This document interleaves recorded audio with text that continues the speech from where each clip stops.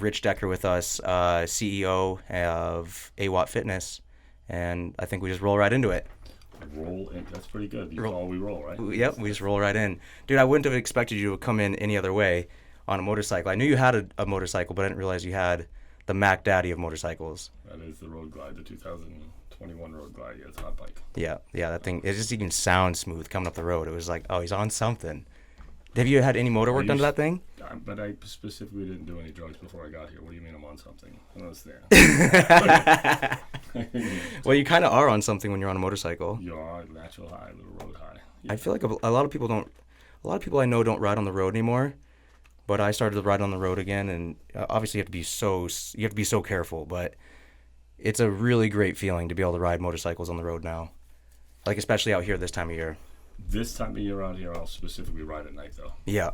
During the day, it's just too much. Between the trade parade, between the people just coming out here, the day trippers, but go up at 738 like Noyak Road right now, wide open. Yeah, totally. Hill Road, Billstone, wide open. There's nobody, no shortcutters, nothing around. The occasional people you got to look out for, but it's not like mass traffic. Right. Because there's nothing like sitting on top of a motorcycle when it's fucking hot as hell out. I know. Are we allowed to curse on this? Absolutely. It's free reign. We can talk about everything. I obviously have always wanted to just kind of sit down and talk with you anyway, so I think it's perfect to just capture it in its natural essence of, I know you have a book. I know you probably want to talk about AWAT and your mobile gym that you've created. Rich has created a mobile gym that goes onto a truck. It's basically a truck. Was it a Dodge 1500? That one is, yeah. Yeah, and so I think you're going to make it versatile. Why don't I just let you explain what you do? You're actually doing a really good job. I'm working for you now. We got the mobile truck. You hitting everything hard. Yep. So the trucks I designed is Dodge 1500. The original truck I did was a Rocky Ridge, so it's a crazy lifted monster that we just converted into a gym. Brought it over to Liberty Iron right in Southampton. Oh, so John did it. John did it. Oh, awesome. Went to work. He did prototypes for me. He set it up.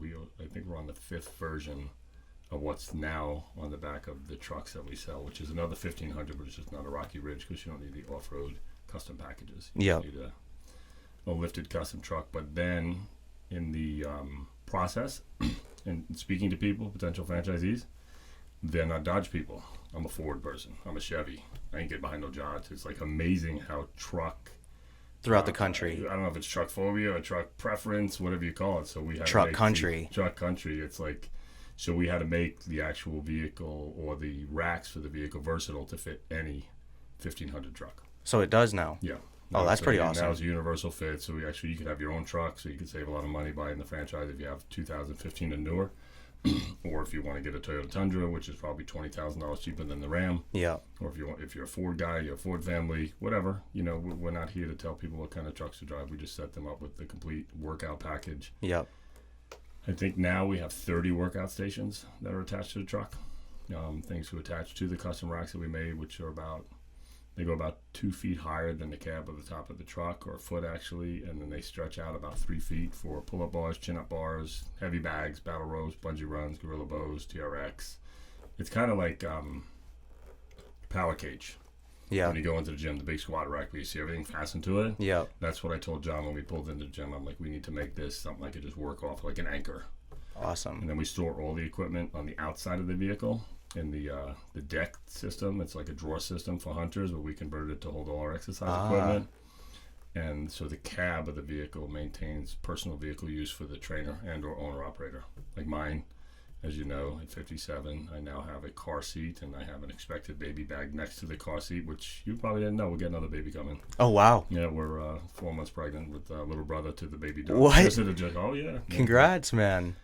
In between working out, you got to work it. Yeah.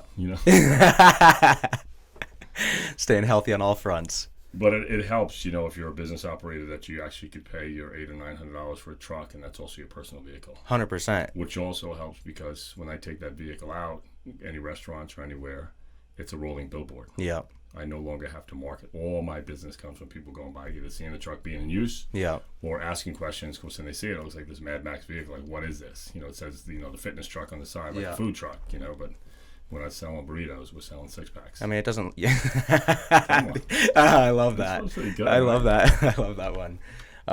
No, I mean, I see it. It doesn't look like that at all, and I love the new branding. Honestly, it looks really, really good. The truck itself is very like discreet. It kind of, for people that are just listening and haven't seen it, and the people that are kind of maybe watching this on YouTube, we'll put up a little clip of what it looks like. But basically, it looks almost like a carpenter's rack on the back of the truck, and then everything kind of hooks onto that. So something that people would generally put ladders on. It's almost like the shape of a topper, but it's all exposed, made out of aluminum.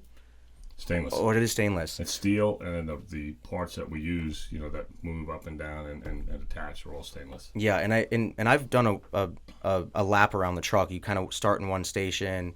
You're on some ropes. You're on a bow.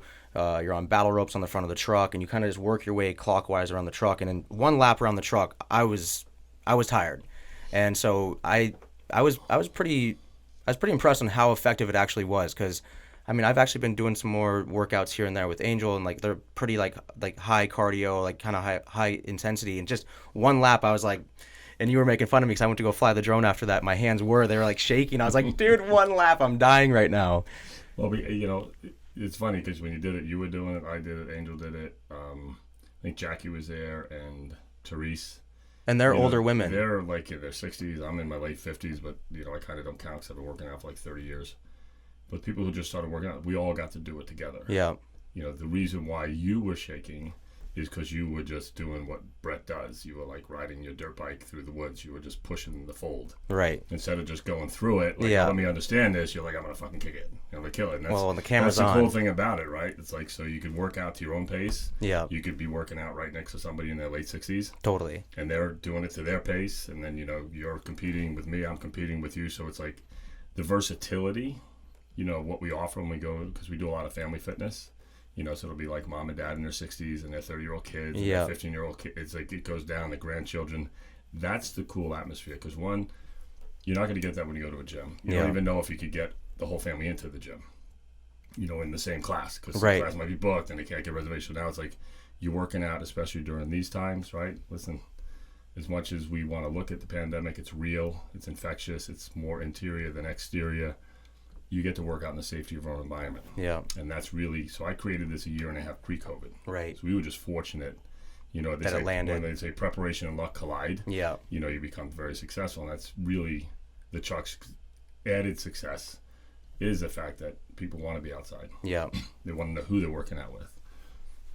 It's a bonus that grandma and grandpa and, the daughters of 3 generations can actually work out together and just go to their own flight.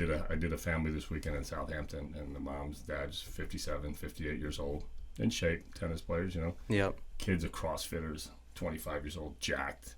They're competing, their girlfriends are there, but everybody got to do it at their own pace, and they love the entire workout. 'Cause like you said, it's just a circuit. We have a bell, a whistle time, and it tells you when to start, when to finish, and you just move along. Yeah, I mean, honestly, like I said, the one lap that I did was very effective. What I kind of found, too, is that when you go to a gym, you're often kind of tripped up on somebody waiting for a machine. So when it's kind of just like circular like that, you just kind of are getting it in. You get the time in, you get your workout in, and it hits everything. So I feel like, I don't know, everyone kind of, not everyone, a few people have been very creative during COVID, let's say, to work out in different ways, because the people were in an uprise that gyms were closed, and for people's mental health alone, just not being able to go to the gym was a huge factor. A lot of people get their demons out that way.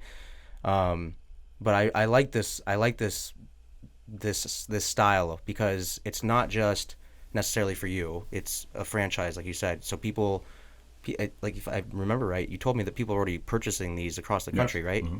And so you can have a business when everything's closed down, potentially. Yeah. So we were pandemic proof, and that's pretty fortunate to be able to say, especially when you operate out of New York. We were the king of shutdown states. Yeah. So it's not like if somebody told me they're operating a business in Florida and said they were pandemic proof, I kind of don't count it. Because they kind of disregard, what's going on. They have their own, which is cool. Everybody, it's own country right now. They could do their own stuff. I don't tell anybody what to do, but we were in a place where everybody was shut down. And I was having clients working out at the beach right next to code enforcers, right next to police enforcement. And their message was, Deca, real simple, keep the social distancing and social gathering laws and you're cool. Yeah. So everybody made sure, with a truck that's 20 feet long and 7 feet wide, and the equipment is all different variations of length, keeping social distancing is not an issue. Right. And having 10 people come instead of 25 is not an issue either. Yeah. So it worked out really well, because that's your question, right? If you have to be creative in times of in recessions, we've never had a pandemic, so people realize that it's just like another recession, Yeah. which has turned into almost like a depression. But it's like you, when you're successful in your creativity, the best thing to do with that is share it, and that's where the franchise idea came up. I didn't start this to be a franchise. I Right. started this because I closed my last gym. Yeah. I wanted something to work out on. I had Yeah. a handful of clients wanted something, and we were using the woods. We were doing trail fitness. Yeah. We were all concerned with ticks going into summer season. It's so bad here. That's actually. that's where the truck came out. Yeah. I already had a monster truck. I said, let me just go and rack it up, and we just did so well that I decided to franchise. Simultaneously, COVID hit like 2 months after we started our franchise paperwork. So it's not as So it just kind of evolved into this thing. yeah, and that's pretty much anything that's creativity, right? Creativity just it kind of has a life of its own. But the pandemic wasn't beneficial for the franchising. Yeah. Because nobody could come see it because of all the travel restrictions. Mm-hmm. And it's such a unique business concept with such a high profit margin. It's almost too good to be true, so you want to be hands-on. Yeah. You want to come and see the truck. So during the whole travel shutdown, nobody was able to see it. But since that's relaxed, since around February, March of this year, and the vaccinations started coming out, and Florida opened up trade shows, Texas opened up trade shows, the truck's now been seen nationwide in different trade shows. So you took it down there? Yeah, I've been down to Florida 3 different times for trade cool. shows. We take it on the Amtrak, the auto train. Oh, so you put it on drive there? to Virginia, door on a train, they ship it to Florida, I get off, drive to the location. It's actually pretty cool. Oh, so you stay in the truck the whole time, or you can get off? No, you have to get out. They board it, then you go to a sleeper car if you want. You go to a coach seat. Oh, if that's. you want to do. And I didn't even know that was a thing. Yeah, it's actually pretty cool, and it's almost. I should go to Art Basel like that. It's probably like dollar for dollar, close to, Airfare and if you're everything. gonna drive, Okay. or if it's definitely cheaper than taking airfare and shipping by truck. And the problem is when you ship it by trucks, will it get there on time? Put your motorcycle in the back. Oh, with that, they have bikes all the time on the auto train. Really? You bring your motorcycle there, they put it on their own trailers. So they'll have like 8 bikes on it, and an 8-person trailer, and they tow it onto the caboose or whatever, the car that carries the storage and I stuff. don't know why I never thought of And this. they back it up, yeah. Where do you get out? Virginia to Stanford, Florida, right next to Orlando. Okay. Is it in there, or does it keep going? It ends there. It starts at one stop, that's it. You get in Virginia, you go to Stanford, that's it. How did you even find out about that? That is so random. Yeah, I'm just a little older than you. Still traveling by train. We used to rob trains on horseback, back in my day. Yeah, that's what I heard. That's what I heard. That's so funny. So what got you into fitness? I mean, because as long as I've known you since I first came out here, I knew you had a gym, but you're also just like an all around entrepreneur. Like that's what I've found fascinating. You've owned restaurants and this and that. It's like you're always kind of doing something, and this feels nice that you've landed here. But I'm also interested, like what kind of got you to the dance a little bit, because it seems like you said you've been working out for 30 years, but what started that? I'm working out now 43 years. I was 14 years old, and my older brother was 10 years older than me, Jay. He took me in my first gym, and I was just hooked. Where was this? It was in Hempstead, actually. We lived in Rockville Center, and the gym was in Hempstead. It was a Nautilus gym. Nautilus first came out, so they were like the hydraulic machines and the weight racks and stuff. And Damn. I just went in, and I'm like, oh, this is cool. Yeah. Just pushing weight and moving stuff and doing the machines, and I just got hooked. Yeah. And it just, and just stayed consistent. And then I went, 17, 18, got into the bar business. And then by 19, I owned half of my first bar. I rented the restaurant concession out from the bar owners because they didn't want to run the food, and I had the opportunity, so I did the food and ran the bar that was out here in Southampton, a place called The Still. That was in Oh, so you've been out here that long? I moved out here in 83, full time. And how old were you then? 17, 18. Oh, shit. So you've been out here your whole life? Came out every summer as a kid. Grandparents raised us because our parents had to work, and there's 7 of us. Yeah. So we had a boatload of kids, and my parents couldn't afford babysitting and stuff. Yeah. So we came out, stayed from Memorial Day to Labor Day during the school break, and then when I graduated high school in '82, I moved out here. So that's had been fascinating to just kind of see the transformation of this place. The transformation of the Hamptons is insane. Yeah. I mean, it's no. I was with my kids. They came and visited this weekend. One lives in West Palm, the other one just moved back from Seattle. And they're like, this is not even the same Hamptons we had when we grew up. Yeah. And they're only 25. Yeah, totally. Like, you don't even know it. They don't even really enjoy it that much. They'd rather be where they can just come and visit and hang, because it's turned into a different environment. Yeah, it's not the same. It's all right. I mean, everything has its course, right? It's all got to go in a certain direction. Your choice is if you want to stick in it or go somewhere else. That's the thing. One thing that's not on us that's on all the plants and everything outside is roots. We're allowed to move around. Yeah. You know, our feet don't have, but everybody thinks I got to get, like, I'm a little stagnated. I've been here almost 40 years straight. On time. Yeah. You know, I should have gone already, but then COVID hit. But where would you go? Colorado. Mountains. Really? Yeah. I'm already looking in places outside of Denver. I want it for a couple of reasons. I like open space. Yeah. I want to be able to buy, you know, something that has a big piece of property for my new children to grow up. Yeah. But the open roads for motorcycles. That's what I was about to say. I don't want to get off work and just go on a windy road. And just see it. Cruise. Like that used to be out here. You used to cruise all over. You don't have to worry about anything. Now it's like you do. You know, between the deer population and the quail population, it's something you need to be conscious of. Yeah, you got to be on point to ride out here. You do. And it's, you know, like big cities and other places, yes, as well. But you know, I've come very close to hitting deer out here many times, and I did hit a coyote, probably the last coyote in the Hamptons, and it didn't kill it, but I got him good, and I almost went down. It's crazy. A little coyote will take you down. Sure. Like hitting a bar of soap all of a sudden. Dog will take it down. Oh, easily. Yeah. Squirrel. Yeah. A squirrel will take you down. I got hit by a freaking blackbird driving my bike right in my face. Oh. That almost knocked my ass out like slammed. Holy shit. Yeah. That was a weird experience. Yeah, I'm sure. Yeah, I've just been hit with debris on the road, and it's just like split your knuckle open or something. You're like, holy shit, I'm glad I was actually wearing a helmet when this happened. Yeah.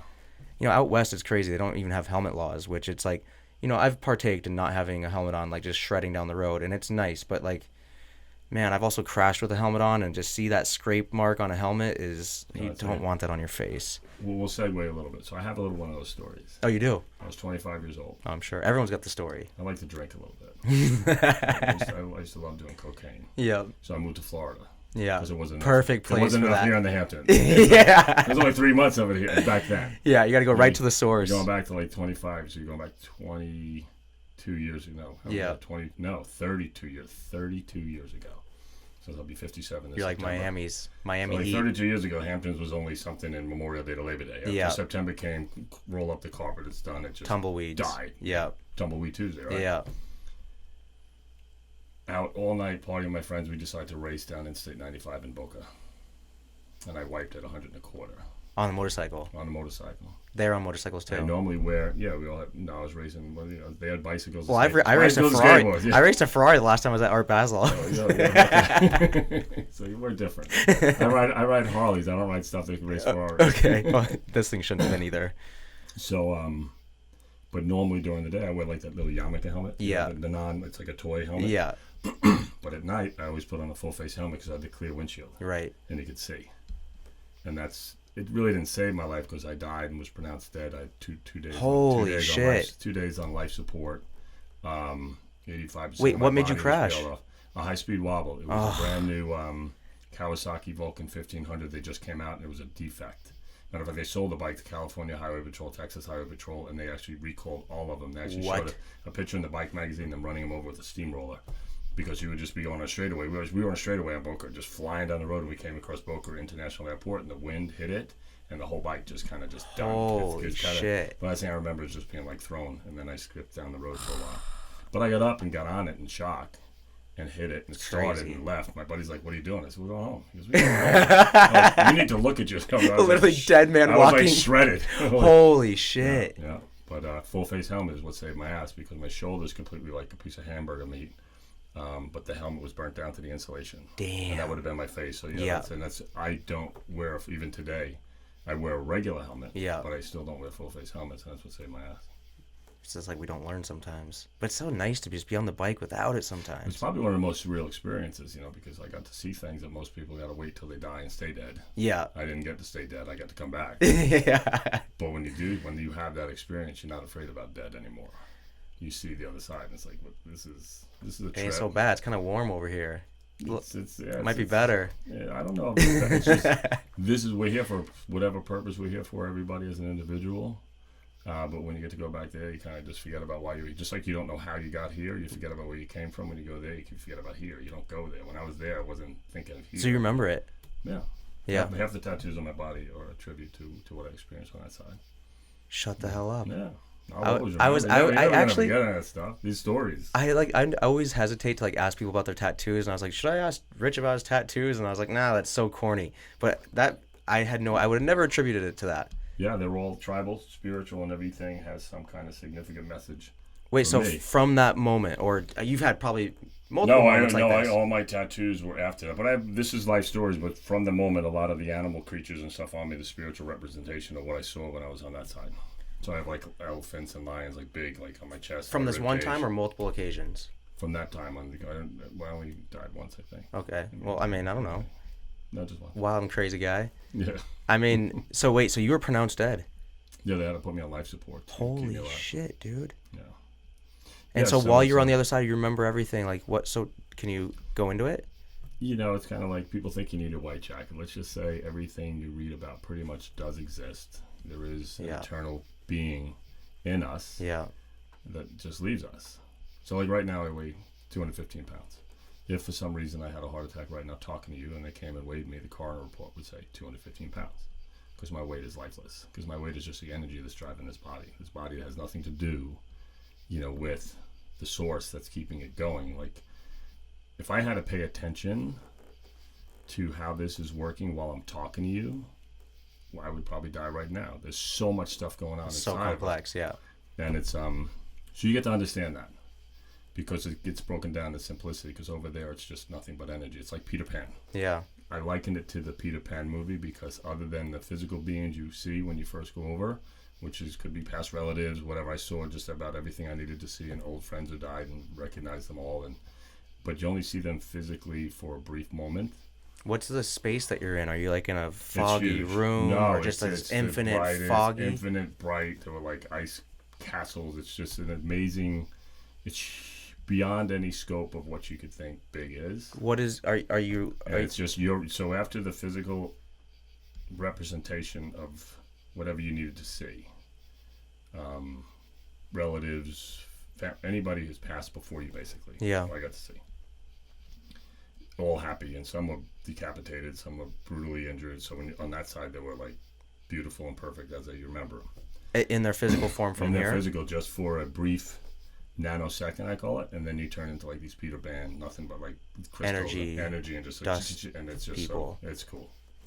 Holy shit! And then you go back to a little bit of a physical state when you're having the conversation. Like my conversation, I believe, was with Jesus because that's who I recognize him to be. And we just talked and walked and said, about life and why I'm going back and not staying. Damn. Yeah, I mean, I have a similar experience to this. That's why I'm so fascinated. I've talked to other people I've had similar experience, but they're never as open about it, like in a spiritual sense or some of the magical aspects about it. Like a lot of people have been like, well, that's because you hit your head. Yeah, I mean, I get that and it's fine. Yeah. I know what I saw and I know what I get to believe. Totally. From it. I still have moments of that come back to me. My moments that I was there, I still have visualizations and say dreams. Mm-hmm. I still see visualizations where I see who I walk with, like here on Earth. I'm like, dude, Yeah. Because you have that connection.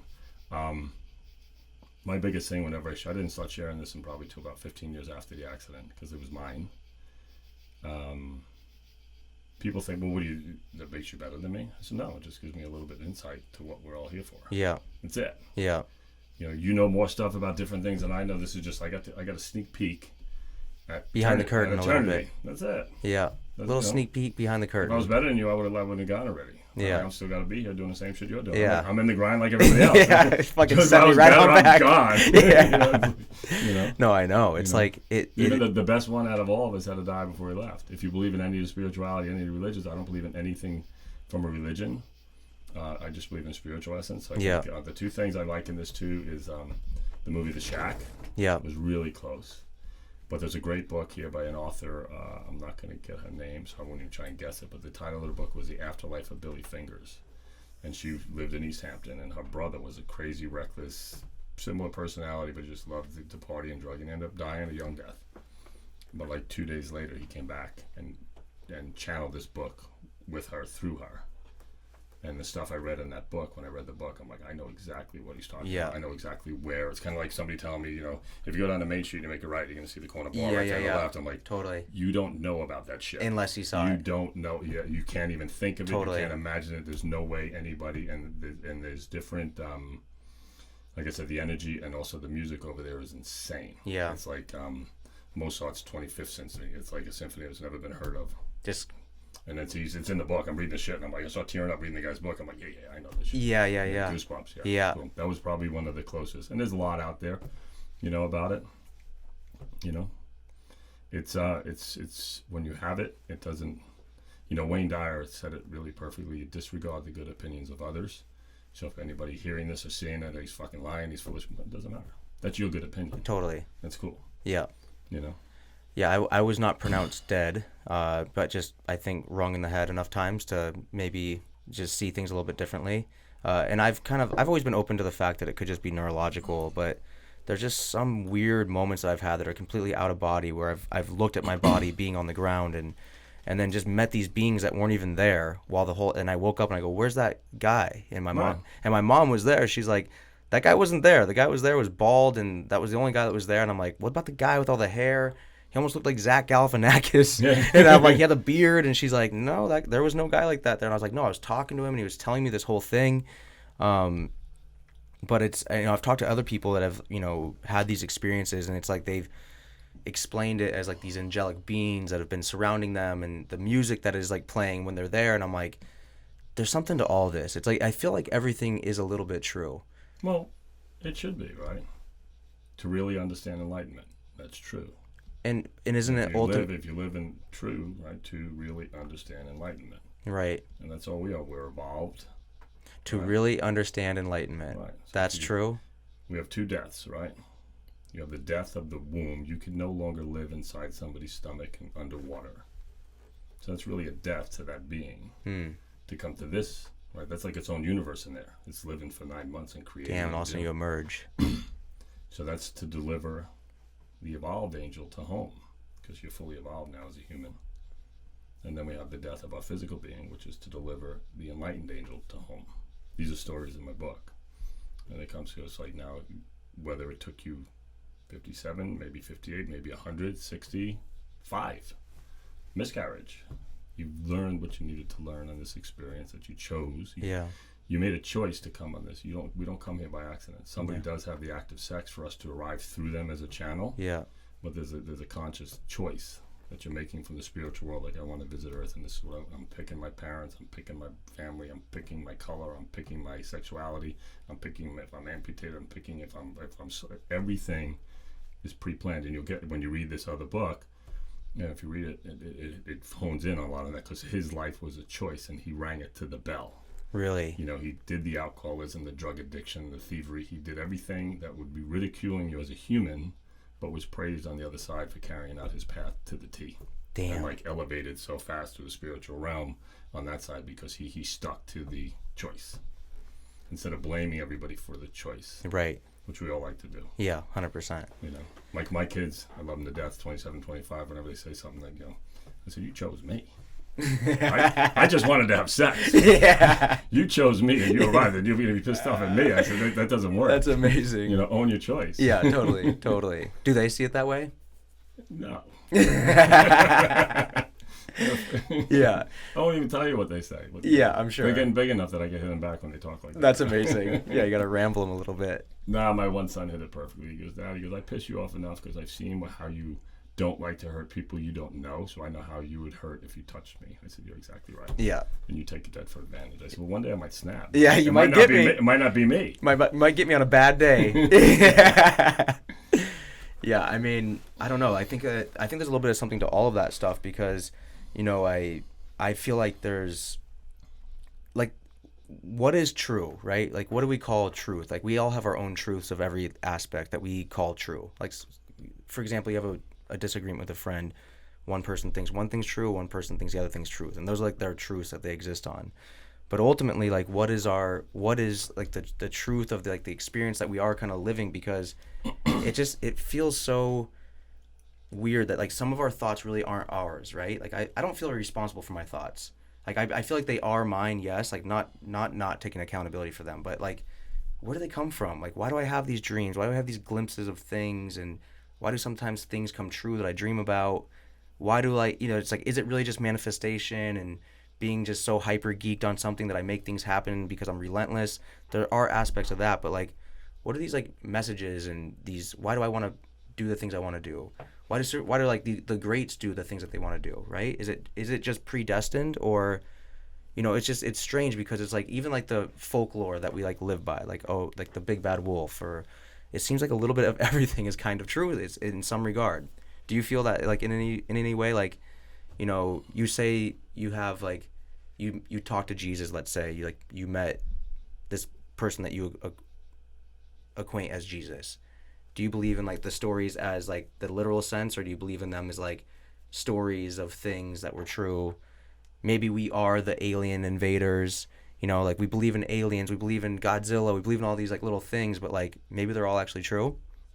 Well, so to me, so it's funny because the book I wrote is giving the meaning, because we define things in our society.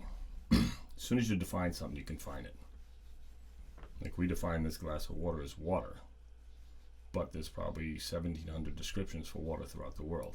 So if I went somewhere else and said water, they'd look, what's that? We limit it, because when you define it, you confine it. So if you take the word truth, in the dictionary, it's actually in my book, and I can't remember, the Western Dictionary, if we looked it up, the definition is something really basic and simple. But the energetic meaning to truth is just to really understand the heart. So now if I really understand my heart, it's going to be different than your heart, so our truths are going to be different. Right. The thing we need to understand is we just need to respect each other's truths. Yeah. And allow them to be different. Right. You know? That's what I've learned getting older. Allow means to give permission. Yeah. But in the book, allow means all love, leave out worry. So if I allow Brett to have his truth on this and I have my truth, we could compromise, we could meet in the middle, or we don't even have to understand it. We just need to say, that's cool. Yeah. Decker thinks he saw Jesus. Cool. Well, not even let's say that. You don't even have to. You just need to understand if we, the shaman said it perfectly, the whole world could get along if everybody just allowed each other to be.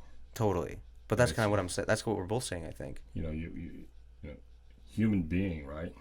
I love my acronym for that. It's humbly understand man arrived now. Become enlightened and inspire new growth. That's it.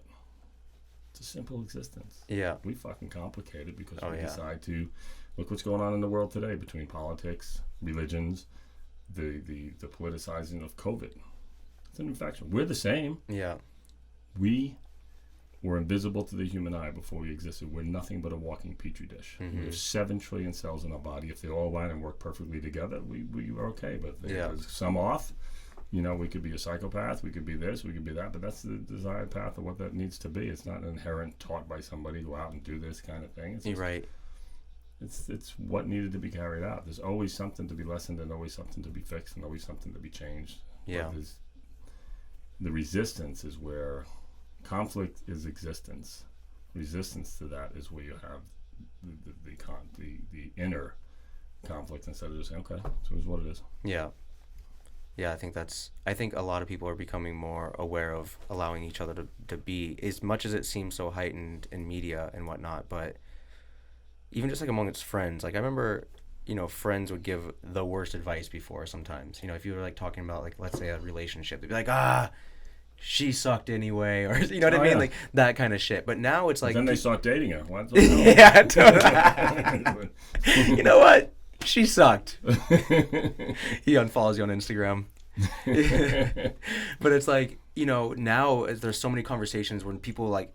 I think a lot of people are also seeking so much more help and balance in life as well. But, I hear so many conversations now from people like talking, or people like amongst friends, or like maybe having an issue. They're like, well...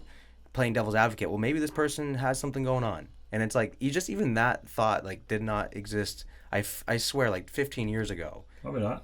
You know what I mean? I mean, not as prominent as it is now, but now it's like you hear 22, 23-year-old kids saying that same shit. They're like, hey, maybe he's got something going on. You don't know what's going on with him, and the other person's like, yeah, but they still want to be hung up, and the other person actually gives them good advice, and I'm like witnessing this. I'm like, yeah. This isn't what we're hearing on TV and in other places. Like, people are generally very compassionate for each other. Not on the highway, but, Well, I think, like, the media, not on the highway. I think what's happened is the media is they're their own worst enemy at this point. Yeah. They've lied enough. They've spun things enough. They spin negativity enough. And the opportunity now just to get streaming TV. So you don't I don't have cable vision in my house. Yeah, same. I do not watch the news. I'll throw on a good series of Netflix or something. Totally. I like it, but that's my choice what I want to watch. It's not like I have to watch the Channel 7 news at any time. I turn off the news alerts on my phone because all it wants to do is tell you about something horrific. Always. I wanted to open a thing called like Ted Turner did CNN, and everybody thought he was crazy. 24 hours of news. I mean, look what the guy did with it, right? Yeah. He basically almost went bankrupt to create it because the wars helped him. He was able to bring wars into our living room, which is scary. We didn't need to know what was going on, and when we did, but now everybody needs to know, is to do the Good News Network, because there's so many good things happening in the world every day, everywhere. Yeah. That if you shared that's just as and more contagious than the bad news. Yeah, 100%. Share the accomplishments of children. Share the accomplishments of that. Just don't wait for the Olympics to see the competitions or this. There's good news happening all the time. All around. But the media, if it doesn't bleed, it doesn't lead. Yeah. That's it. The best thing that can happen to you if you fuck up and you get into the media is somebody fucks up bigger than you while you're in your channel's bomb. Yeah, totally. It's the best thing that right, you're getting killed. Like right now, Cuomo's wishing that somebody does something really stupid and they'll stop talking. 100%. He'll just be gone. Yeah, everyone will forget. But until he's gone, it's going to stay there. Yeah. For weeks of months, and it's happened to people I've known personally who've done really fucked up things, and nothing else has happened in the world during that time. Yeah. So they were the main news for 2 weeks. It's like, oh man, you poor dude. Yeah, like somebody start a fire. You're just getting nothing else has happened. Like the world went quiet except for your shit. Yeah. Oh, that's so painful. But that's how these guys get paid, and then they also spin it for their own beliefs, and then the people who get behind them like their beliefs, and it's like, we had this whole political uprising for the last few years in our country. We had the COVID uprising, and people, it should be handled differently and stuff. I was like, you know what? So go move to a country where you don't have choices. Yeah. Go somewhere where if you do say no, you might end up dead. Yeah. Or when they say you're locked down and you go out of your house, your family never sees you again. Yeah. Or if you do, I said, those countries exist. That shit's going down, actually. It's real. It's here. You see it, and everyone's like, how did this thing start in China and they had so few deaths? Because when China tells you you stay home. It's that simple. Yeah. You'll never go home again. Yeah. What do? We go out, we protest, we take our masks off, we riot, we do whatever we want to do. Yeah. Spreading it because we're the almighty, prideful, zealot Americans. And, there's a place and time for everything. But, when the shit's falling apart, we should all come together, majority of the times. This thing is just, it's a disease and more than the infection that it's causing. Yeah. I've always said... I agree with that. Circumstances don't define the person. They just reveal the person. Yeah. And this shit that's going on is revealing a lot of people. 100%. A lot of, it's... And it could be because, hey, they lost their access to a gym. Yeah. So they can't get rid of their demons. So now we're seeing what's really cooking in their head without getting that. Even the kids who lost access to the gym, their education, everything faltered because you need that outlet. Yeah. We do need an outlet. Yeah. We are energy, and if we can't expend that energy, there's not a lot of us that could sit down like a monk and say, let's bring the energy in. It's just, we're not set that way. I didn't understand that, honestly, until recently. It's right when you think you know some things, you realize you know fucking nothing. But it's like, I've been realizing so much lately that a lot of people don't have that ability I never understood, guys saying, I just need to blow off some steam. I'm like, I have so many things that I guess just naturally blow off steam. It's not necessarily just going to the gym for me. But I feel like riding a motorcycle or something like that just maybe does get that out. But I was like, blow off some steam. What the hell are you talking about? Where's the steam that you have? I feel like I'm pretty riled up guy, and for the most part, but I don't have this extra steam. But a lot of people, they are very, as dudes even, we always think of, I hate to say this, but I don't necessarily mean it, but as women having a lot of anxiety or something like that. But there's a lot of really burly dudes that have anxiety too. Well, dude, they have anxiety and they don't know how to share their emotions. Yeah, I know some guys that are just pure just big burly men. That they were like, I have such anxiety right now. I'm like, anxiety, and that's because they don't know how to share it. They can't talk to their partner about it because they're the big burly men. Yeah. The bigger, the stronger the man, usually the bigger the heart. Yeah. But a lot of those men don't know how to expose that heart. Yeah. Because then they're afraid they're going to lose their bigness. Yeah. But they don't realize by allowing that heart to be exposed, they've actually just gotten bigger. Yeah. Because people have more understanding of it instead of just being... And they do. I mean, those are the guys, unfortunately, who kill themselves. Those are the guys who go off the, telling you, just hit the pills and hit the bottle. Yeah. Because they, especially during COVID, what you and I do for a living. Listen, you're out construction working all day. You run those big ass machines and stuff. That's letting off steam. I mean, that's some adrenaline pumping shit. You got those big things. You're digging, you're excavating, you're moving that stuff. That's like a natural. What I do, I'm working out people all day, and then we're jumping on our motorcycles. So we kind of like have a natural escape. Yeah. You know? I have a meditation practice that I stick to regularly because you know what, it saved my ass. Yeah. You know, and it's not sitting in a room and It's just going inside and just chilling, shutting out the outside world and seeing what's going on. Because this is nothing but an inside job. Yeah. You know, Dr. Wayne Dyer said it perfectly. You know, if you squeeze an orange, what comes out of it? Orange juice. Right. Not cherry juice. Right. Not lemon juice. Yeah. So if you squeeze me, and if I'm full of anger, you're going to get anger. If you do something, but, you know, I laugh at most shit that I laugh Why, at are the you road angry? rage. No, I'm just saying if that's what's inside me. If it's inside the person. So because of a meditative practice, because of letting out the steam, you know, I don't have the road rage. I don't have that 30-year-old impulse. Yeah. You know, like it's like me and my buddy riding motorcycles last night, which we're delivering his motorcycles from one spot to another. And these are badass worked up Harleys. And he's flying. I go flying behind him. A guy turned in between us. Never seen it before. I mean, literally split us. And went down, you know, and I kind of, my buddy said, did that guy just do that? Because we parked the bikes right down the road, so that's where his shop is. He's like, yeah. He goes, fuck, man. He goes, why didn't you bang a U-turn and go kick his ass? I'm like, dude. I said, first of all, he didn't hit me. And I said, I got one child at home. I got one on the way. I said, what am I going to do? What's I going to do? Yeah. You know, maybe he's got something else going on. Yeah. Maybe he had a sick baby in the car. Maybe he's rushing to go somewhere. Yeah. Maybe he just made a mistake. He was on his cell phone. But that's because that's what's inside of me. Yeah. The other guy a little different. If that was him who got cut off, that guy's done. Yeah, that guy was toast. The baby would have saw his dad get beat. I've seen it. I'm like, yeah. You know. I mean, I can attest. I have not always acted perfectly. Like, you know, it is a little bit triggering sometimes when somebody just like, you know, well, it does. It with just their shows us phone what's inside us. 100%. That's it. If you're freaking out about somebody's bad driving or somebody's like that, there's something going inside. It's just like I said, absolutely. That moment's not defining you; it's revealing you. Yeah, it's showing you. Holy shit! Did I just? I mean, I had somebody who wanted to kill somebody because they jaywalked. Yeah, they walked in front of a car, and the passenger in my car was like, "Motherfuckers, what the fuck?" I'm like, "You're like, wait, what? What's wrong with you?" What? I'm like, "What? Look at what they're doing. These fucking." I'm like. So they're walking in front of the car. I said, you got it. Like, it's so funny. You know, you can die of a heart attack. Oh, I don't understand how people operate, honestly, but with the road rage, it's like people will ride with me and they're like, oh, what the hell? I'm like, dude, it's all good. We're not. The guy pulled out. You never know what you have there either, man. Yeah. You know, that guy could have a gun in his car. He's having a bad day. It's like, I know I've driven crazy stupid. I've had people in accidents in the back of my car.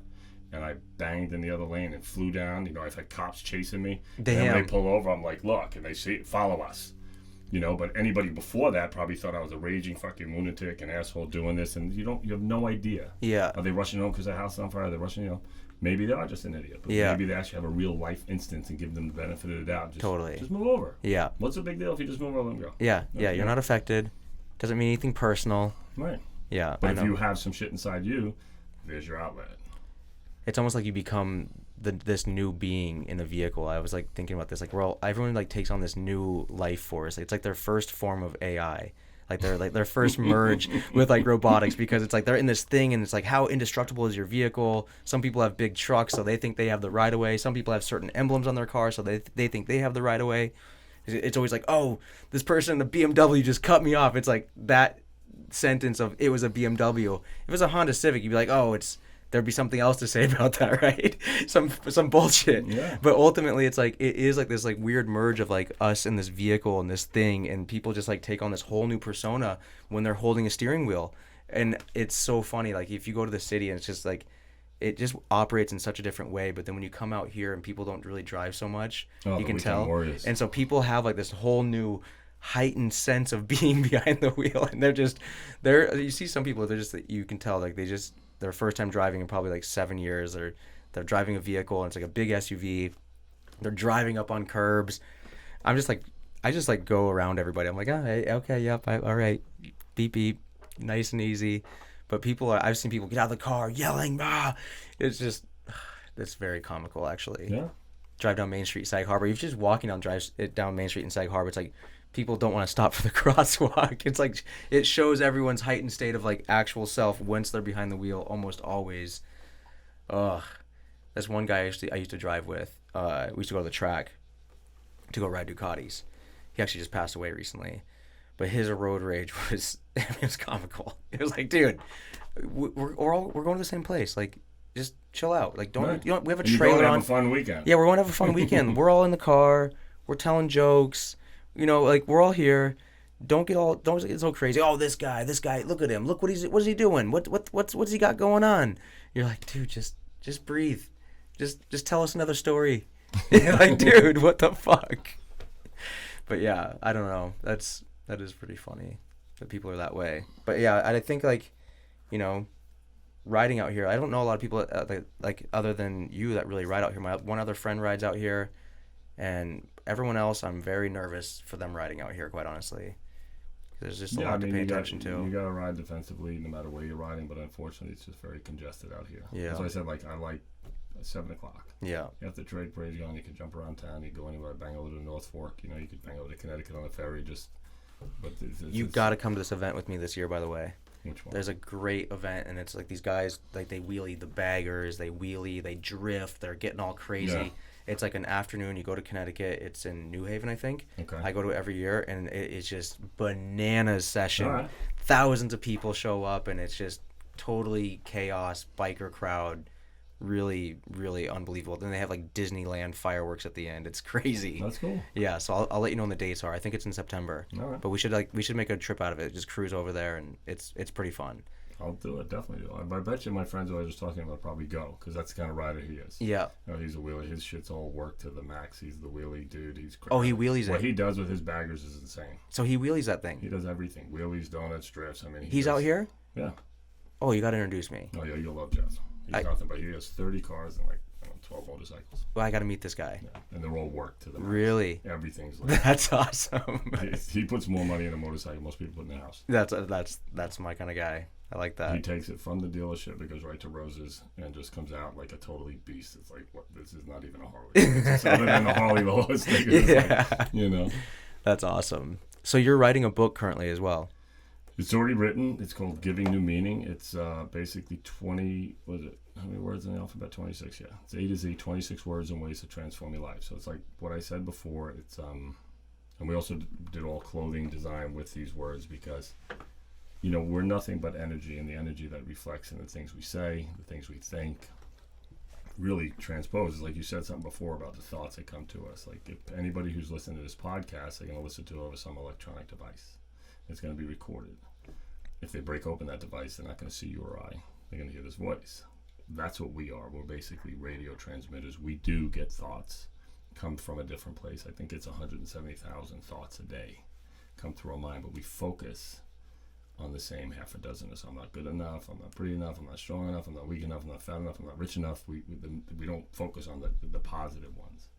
And that's why we do meditation, right? Because meditation will slow those thoughts down, and we get gaps in our brain so we can actually focus. But I found in my life, I'm a serial entrepreneur. I've never had a boss. So I've always out of the gate, you know, so 40 years now of just self-employment. I just act on my thoughts. Some are great, huge success. Yeah. Some are dismal. Yeah. But to me, the definition of failure is not trying. Yeah. Because I'm doing what other people will never dare to do. Yeah. I've never gotten a paycheck from somebody. I'm always responsible. Other than, I'm sorry, that's a lie. I worked for like 6 months for my brother. I had a motorcycle accident to get back on my feet. But that really wasn't getting a paycheck. That was me just basically stealing from him because I didn't work that much. That was his charity. Taking care of his little brother. I was like, you know. Yeah. Yeah, thanks. I had an expense account at a restaurant. I used that. And then you know, I wore his patience out. He couldn't wait till I left. That's amazing. 6 months is good. Yeah. So giving new meaning. So basically, I take the words and I put the energy behind the words, which those came to me. So we picked the 26 words. And they said, you got to put 26 acronyms to these words. I'm like, well, you got to give me a couple of days. Couple of days you've been creating all these acronyms. 3.5 minutes it took. I thought it would take a couple of days. But when I sat down and looked at the paper, they just flowed out of me. And this is barely a high school education. So like when you did the human. Humbly understand, man, arrived now. It just came to me. And they And do then a true. lot. And you did true as well? Yeah, to really understand enlightenment. To really understand the heart. Oh, these are To actually really pretty good. understand soul's These are touch. yours? These are all mine. These are pretty damn good. Soul is to share our unique love. Life is to love what was life? Love instinctively and forever evolve. Love is to let our vulnerabilities evolve. See, that's what we don't do, right? We meet a girl meets a guy. We like each other. But we don't tell them what our vulnerabilities are until we're invested in the relationship, sexually and financially. But now you tell them your vulnerabilities and they don't respect them. Yeah. But now you don't want to go because you're financially entrapped or you're sexually comfortable. So now you're staying in something a little longer than maybe you should, which a lot of relationships out there. But how about on the first date? You say, listen, these are my vulnerabilities. Yeah. You know, I don't like this. I don't like this. This is what makes me feel weak. This is what makes me feel it. And then if that person respects them, you know you have a relationship with somebody who respects your vulnerabilities. If they don't, they're just showing you they're not the person for you. Yeah. But instead, we kind of camouflage that. We get into this romantic, idyllic situation. They're hot, you're hot. Let's have fun. Let's have sex. Let's move in together. Let's do this. Yeah. And then all of a sudden, you start exposing your vulnerability slowly because you didn't want to scare them off in the beginning. Totally. And now you're in a settling relationship because you don't know how to get out of it. Yeah. You've just lost time, or you really didn't lose time, because time in my book is things I must experience. You just really just experience what you at that time were afraid to just expose. Right. So that's love is in the book. So what I did is I take these words, give them the energetic meaning, then I write about 2 or 3 pages of how I applied them to my life, so they could see an association. With this big burly guy who could get rid of anxiety because he basically expressed exactly how he feels when he feels it. Wear it on your sleeve. Yeah. Nothing helps you bottling shit up. It turns into cancer. Yeah. And holding a resentment is like you're drinking poison hoping the other person dies. Yeah. Because they're just going about their life having a good time. They're like, motherfucker. They're out water skiing, hanging out with their motorcycle. Totally, and you're just stewing at home. You know? It's like, I think when you start looking at life, so I was fortunate enough to have the experience I did at 25, but I still didn't realize the temporary nature of what we have here. Right. And to waste any of it on other things that don't serve your higher purpose is completely and utterly a waste of time. To waste it on worrying solves nothing. Yeah. To waste it on stress fixes nothing. Yeah. We all do it because we've been ingrained that we need to do it. Yeah. Whatever's going to happen is going to happen. You're responsible on how you react to it. Yeah. We're going to get thrown shit every day. You could be waking up perfect day, I've had people wake up, most money in the world, life's good, family's good, and a tragedy just strikes that day that nobody's planned for. But it's the amazing thing, we don't plan for it, we all know they're there. Yeah. So you don't have to plan for the tragedy, you just need to plan for not letting it knocking you off center. Your reaction. Right, because if you do meditate, if you do stay within, life and death, they're together for a reason. The first thing that happens when you're born is you're guaranteed to die. You're not guaranteed to be a survivor. You're not guaranteed to be a millionaire. You're not guaranteed to fall in love. You're guaranteed death. That's it. That's so true. Life it's basically an STD. Yeah. Here you go.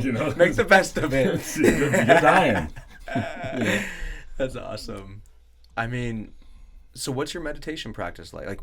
Do you have like a morning routine, for example? Or my morning routine is I like to get up before anybody else, 5:30, and just give myself like a half hour. It could be coffee on the deck. It was going to the sunrise before I had my little daughter. I'd leave the house all the time and go to the ocean by myself and take pictures and just sit with the sun. Nobody else does. You don't see anybody there ever. Yeah. Handful of people. 2 hours from then, 8 o'clock, the beach is going to be back. Yeah. I like to get up before the world wakes up. Yeah. I don't touch my cell phone when I wake up. You have 5 minutes to yourself, just breathing. Go to the bathroom, throw some water in your face. Breathing, some stretching. I call it the 3-5 minutes. Breathing, stretching, and some kind of resistance. Crunches, push-ups. I want to wake up the body before the mind wakes up. Yeah. Because we pick up that cell phone, and this is what a lot of hugely successful people do. They leave the cell phone alone because you're just going to pick up where you left off the night before. Yeah. It could be a disgruntled text from a client or an email from just something that's just going to start your fire in the wrong direction. Yeah. And that's a choice. So my choice is to start happy. Nobody else's responsibility to make me happy. Right, yeah. They could make it better or worse, but I need to start out with the barometer. Yeah, and that's totally. be me. So if I wake up right away and I see the deal didn't come through, or whatever, just something that's going to piss you off. A friend said something wrong. It's like, instead of just giving yourself, it's like you just woke up from 8 hours of slumber or 6. I get like 5.5 hours sleep with the baby, and it's like I like to wake up and just I quietly go down the stairs, and who wakes up? I make my own coffee, I sneak out the door. Yeah. The dog will come out with me, maybe not, and then just chill. Yeah. But then you meditate throughout the course of the day. Meditation doesn't mean, you need to go to a room, you need to have your altar set. I mean, that's all cool, but meditation is just the quiet, alone time that you can give yourself. Now, you could do it 5 minutes every hour, you could do 10 minutes. I always am constantly taking a break between clients and stuff. Yeah. That's the one beautiful thing.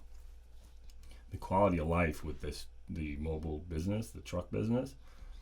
When I had my gyms, I've been in the fitness business 30 years out here, so I'm just successful by happenstance. You're in it so long. Yeah. So you'll have 12, 14 hours in a building. People there all the time, activities there all the time. It's fucking boring. And those are my buildings that I designed and I created the gym. They were nice spaces. Yeah. With the truck, I'm at the beach, and then I'm at somebody's estate, and then I'm at a park, and then I'm over here. I'm over there. Every 45 minutes, I get a 15, 20-minute reprieve going to jobs. Yeah. And you could meditate when you're driving. Yeah. Yeah, I find that too. I find it very meditative to actually just drive sometimes. I mean, because it's you just kind of just zone out a little bit. I mean, not necessarily zone out like the car's autonomous, but I'm sure you've driven and you've gone a couple miles and you don't remember any of the road.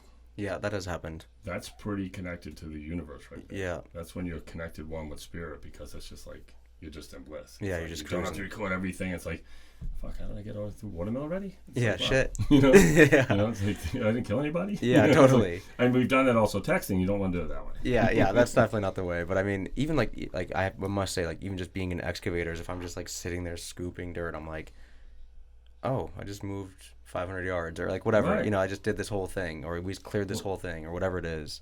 It is very like That's when you're in the moment.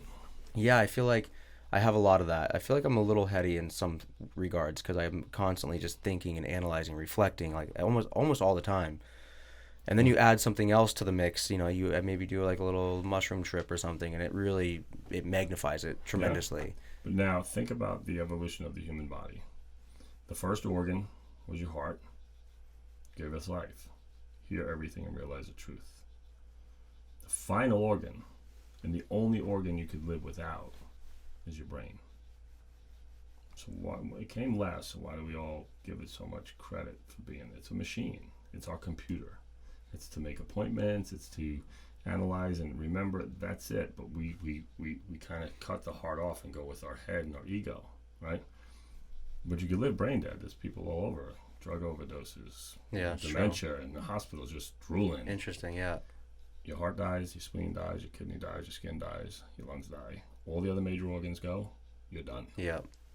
But this one, the one that we put so much credibility in to get us through the day, but realize all is negative. Because how often does the brain look at something without spinning the negativity out of it? True. The heart, immediately when you see something, you get an energetic feel, good or bad for you. Yeah. A lot of times we let our brain override it. Well, let's give him the benefit of the doubt. He seems to be a nice guy. Yeah. She's a nice girl. I'm going to get in here. Yeah. And it's a broken heart. It's a financial loss. It's something. And then what do we say always? I fucking knew it. I knew it. Yeah. But we let the brain override it instead of shutting it off here. So what do you think the tactic is? Listen to the first instinct always? As hard as it is. Gut is so power. Greatly understand truth. It tells you right there. Like, bam! These are actually pretty great. Oh, yeah, that just came to me now. I swear to God, that one's not in my book. Really? Yeah, so they come. It's almost. What do you mean? You're just almost, channeling these things? It's kind of weird, and some of my friends hate it. They're like, enough. Like, the shit comes out of you. It's like, because they'll say something, I'll put it like the energetic way, and it means exactly what it is. That one's pretty aligning. I mean, because it's like the friend that does puns all the time. Yeah, it's fucking annoying. Yeah. But it's like, this is something that happened to me after my experience. Really? To where I could just, I do it with people's names. When people tell me the names, I just do it with other words, and it's just the before we were taught how to speak, we were a loving society.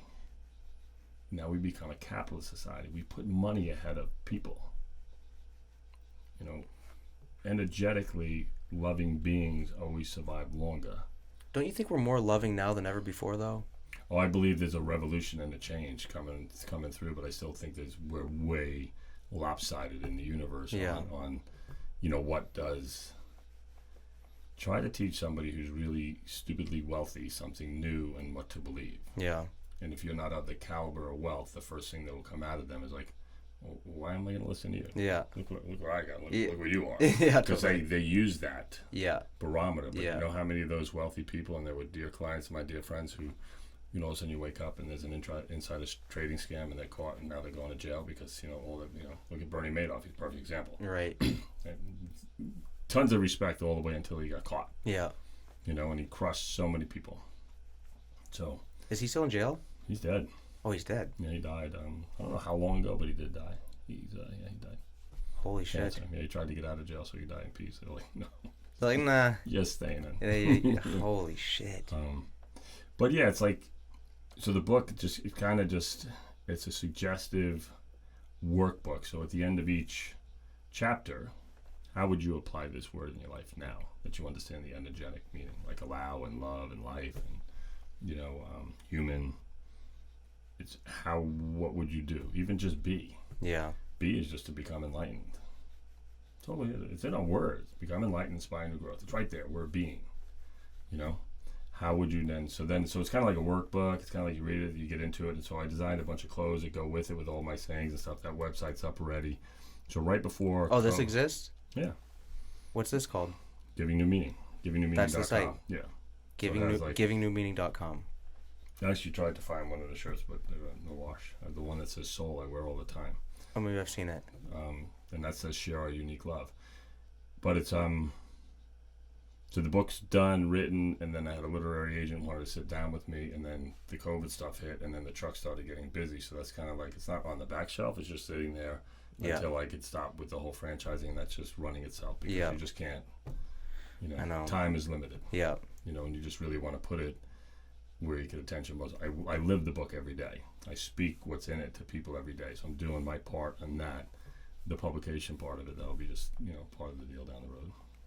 That's so awesome that you're doing that. That is so unassuming about you. And it's pretty fascinating. You mean the whole all brawn, no brains outlook? But the funny thing is, the book didn't come from my brain.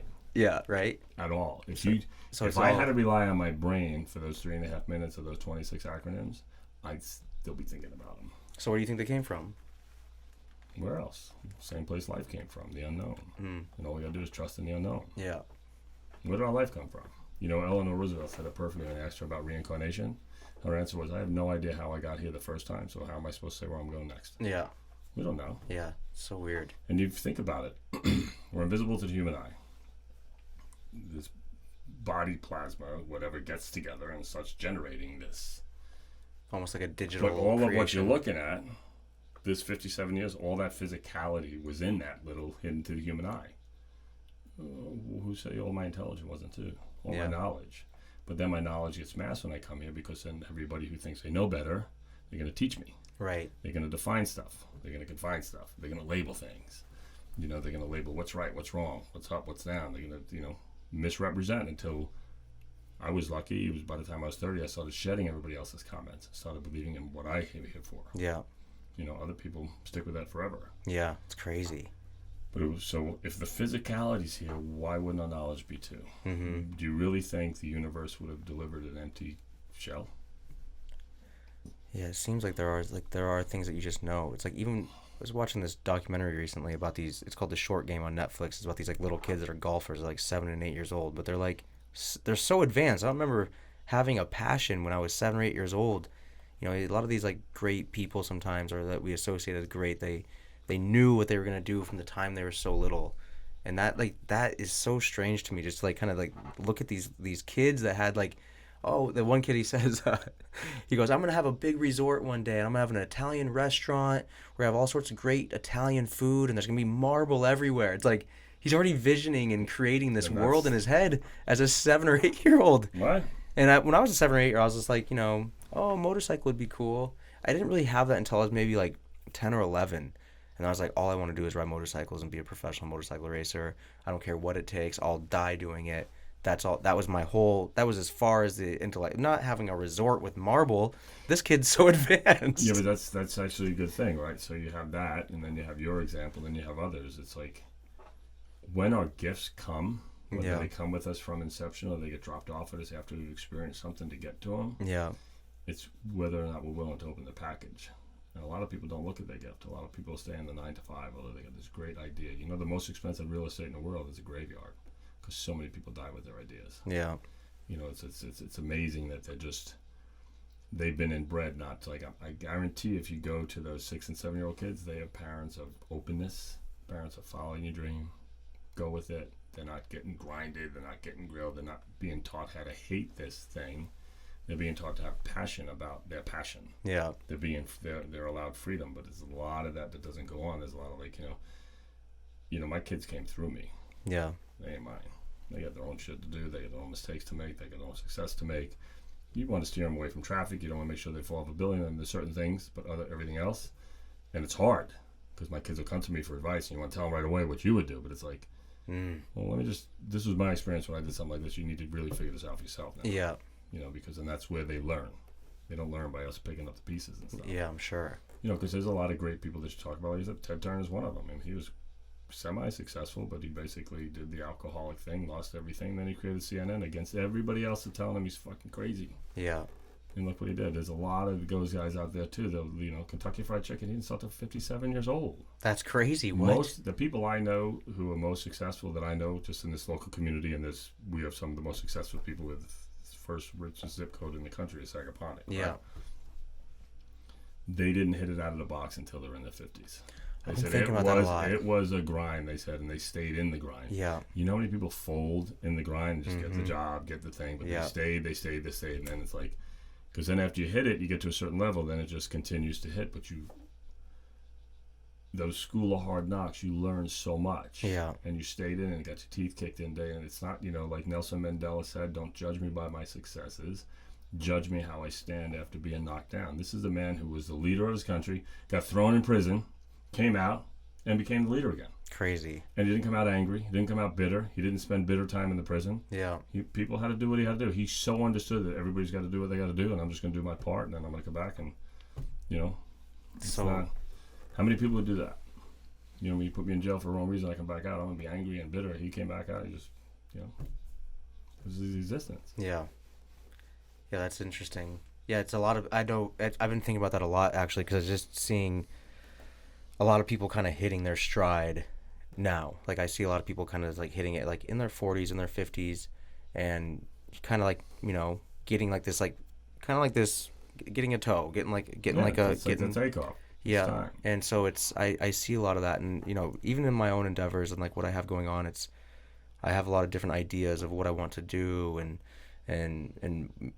ultimately what does my time on Earth really look like? Like, what am I really doing? Like, is everything that I'm doing what I really want to be doing? Like, actually, first of all, acknowledging the fact that I even have the moment to even have that thought. So many people don't even get to have that thought. There's like, I have to get water from the creek today, and that's what I have to do, and I got to carry it. That's some of the happiest people in the world. Probably so. My son travels the world. Harley, my oldest one, did a lot of that philanthropic, bringing water into villages and irrigation into villages and building schools. Is that I go to third world countries. These people don't have cell phones. They have no technology. They have no lights, candle, sweep dirt floors. Mm-hmm. Because the happiest people I've ever seen. Yeah. Happy. The Crazy. whole village just takes care of each other. They don't have the boats, the planes, everything, and just ecstatically they live. They get up 3, 4 in the morning to go get the fresh food, to go to either walk, miles to the river to get fish if they're gonna have seafood that day. Yeah. The mom's up making bread for the day. They're making everything from scratch. They don't have any of the necessities that we have. And he says it's always been the happiest place he's ever been. That's gonna be like when you go to Colorado. Yes. You're gonna be loving life. It's just wide open. It's simpler. It's time. You think you'll be settled with that? Just being there full time? Oh no, I'm not going to be anywhere full time anymore. That's what I'm saying. Yeah, no, I did the full time thing for the last 40 years. Now it's time to share the passion of my fitness because it improves the quality of people's life, the passion of the book, and just continue to help people. That's our primary purpose, right? Is to help other people. Yeah. And if you can't help them, don't hurt them. You know, and if you get rich along the way, great. But if you don't, you just take care of your bills. Rich is a state of mind. Right. Yeah. You know, and I feel that resonates so hard actually, because I know so many people are just so wealthy in their mind. They have so much to offer. Like, it's just in their spirit, their yeah. being. And even with money, they'd be the same person. Without the money, they're the same person. Um, yeah, man, I And think then I know the opposite too, right? I know people have more money than anybody could wish for, and they're so unhappy. miserable fuck sometimes. So, and like bitter and angry, and they use the money for all the wrong reasons. Yeah. Like, the money is not the root of all evil, it's the person behind the wheels of it. Totally. People always say, yeah, you said something before about, do you believe the readings and, you know, the way they're written, or more in gesture. They're all just, it's like gesture. And Right. how you take it. None of the written word. The Bible's been changed, I don't know, 100 different times. Right, yeah. Depending on what world leader who was there, it's like, so you can't believe the written word. But you could get behind the philosophy or That's not. what I mean, yeah. You know, philosophically, you know, the root of what money can't be. Money's nothing but currency. Right. Currency is energy. Shared energy is better than locked energy. If you share the energy, you're gonna light your room. Mm-hmm. If you share our energy, some people, every they get their money, they hoard it, and it just makes them miserable. The people I know who are real happy with money, they disperse it amongst the people. They keep it not for themselves, but they share it so generously. Yeah. And the amazing thing is, the more they share, the more comes back. Yeah. The more they share, the more it's like, it's That's just a like real it's a thing. windfall. Yeah. It is a real thing. Yeah.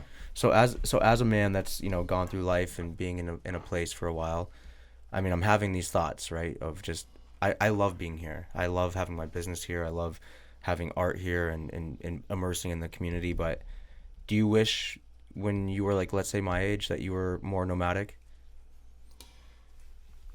Or do you think there's more fruit in the stay? No, you know what? I look at that. I don't analyze it too much because, you know, my life unfolded for me. You know, I was 25, had the near-death experience. 27, I'm still recovering financially from that, right? 28, I decided I'm going to open a gym. 28 and a half, I met my first wife and had my first child. Damn. It's like, so, and I was sworn to be single. I'm opening a business. I'm going to focus on everything I'm doing. Yeah. I met Gina. You know, we fell in love. We had a baby. Yeah. 25 years later, we had 2. And now I'm going to be the nomad. Now we're divorced. Everything's good. You know, as good can be from a divorce, you know, as far as I'm concerned, it was. Yeah. And I'm just dating and having a good time. And then I meet Olga. And then a year and a half later, she's pregnant. You know, people on the show probably say, you know, get your dick cut, you know, wear condoms. There's ways around this, you know. It's like, even my own sons are like, Dad, are you going to snip it or what? You know, now with the second one coming, I said, if I snipped it, you wouldn't have been here. Yeah. You know? Yeah. It's, you know, so I don't, would my life have been different if I was a nomad? Yeah, but I still have plenty of time to do that. But you could still. I'm still going to, that's what I'm going to do now. Yeah. You know, I learned what I needed to learn, but now I'm going to do it with a purpose. You know? Right. Like, the one thing I loved about all my entrepreneurial skills and all the businesses I've owned was opening them, you know, under the deadline, getting the building built, getting the stuff done. But then after opening 9 to 5, I was like, This sucks. yeah, like, This sucks. Seriously, I got to kind of show up every day. I got to pay people. It's like, with the franchise opportunity that I created, it's different because everybody opens one. I get to go to their hometown. I get to their place, teach them what to do. Yeah. Show them, and now I'm on the phone talking to them. So it's like you're a coach, you're a supporter. I'm benefiting, they're benefiting. It's like a win-win for everybody. And the same thing with the book. You write the book takes off. Now you're talking about it, and you're writing another one. Yeah. I already have 3 other titles that are already penned, and, you know, covers are done. And because I just believe these things come to me for a reason, and I'm not afraid to act on them. Yeah. A lot of people are just afraid to act on their thoughts. Yeah. You know, they're afraid to be judged. I don't Yeah. care what anybody says. You know, Yeah. say it. They're saying it right now. Yeah. Anybody Totally. knows? Oh, this is. I love it. Yeah. I saw somebody today. Is like somebody had so many negative things about it. I don't say. I said that's too bad. Totally. I said that they even have that. I said I think they're nice people. If they have that against me, that's cool. Yeah. But where is that coming from? Yeah. What do they need? What jealousy, insecurity, fear? What do they have? Yeah. Because even people who have wronged me, I don't badmouth. Right. It just is what it is. Yeah. Yeah, I mean, I think there's a lot of fruit in that to hear you say that. I mean, because I think a lot of people, they like to be right about certain things sometimes. They like to be mad about something. I know a lot of people that the same thing to me. Like, I've often said, even when I was younger, it was probably more of a mechanism, but it resonates more now. It's that when I find that people are talking any sort of certain way about me, I'm like, that's how I know I'm doing some things right. when I'm like Yeah. when I'm provoking a feeling, and it's not necessarily just even doing a piece of art, even though that's evoked some very strange feelings amongst people that I never thought that. I'm like, wow, you're mad that I'm doing this? What the hell? All right. That sucks that you feel that way. I thought that you would be a fan. Like, this is like a friend of mine. It was actually like, dude, like, come on, like, cut the shit. Like, Oh, they don't want to see and it. he's like, come on, you're not an artist. And I'm like, oh, okay. I'm like, well, what? Well, you're gonna get that from friends and Yeah, family. yeah, right. You know, and it just is what it is because they're not getting out of their own way, so they want to be judgmental of other people who are doing it. But Right. Just remember, when anybody judges anybody, just understand doing great evil, and that's judge. See, I don't want to judge anybody for anything they do. Yeah. And if I hate anybody, I'll have all terrible experiences. Mm-hmm. But if I give that person hope, I'll have only positive experiences. So I'm always giving out hope. I love these, honestly. Just take it, But so when people hear this, listen, I have a sordid past. I was in the bar and nightclub business. I was a big drinker, fighter, womanizer, you name it. I own it. That's what I was. Yeah. Key word there is was.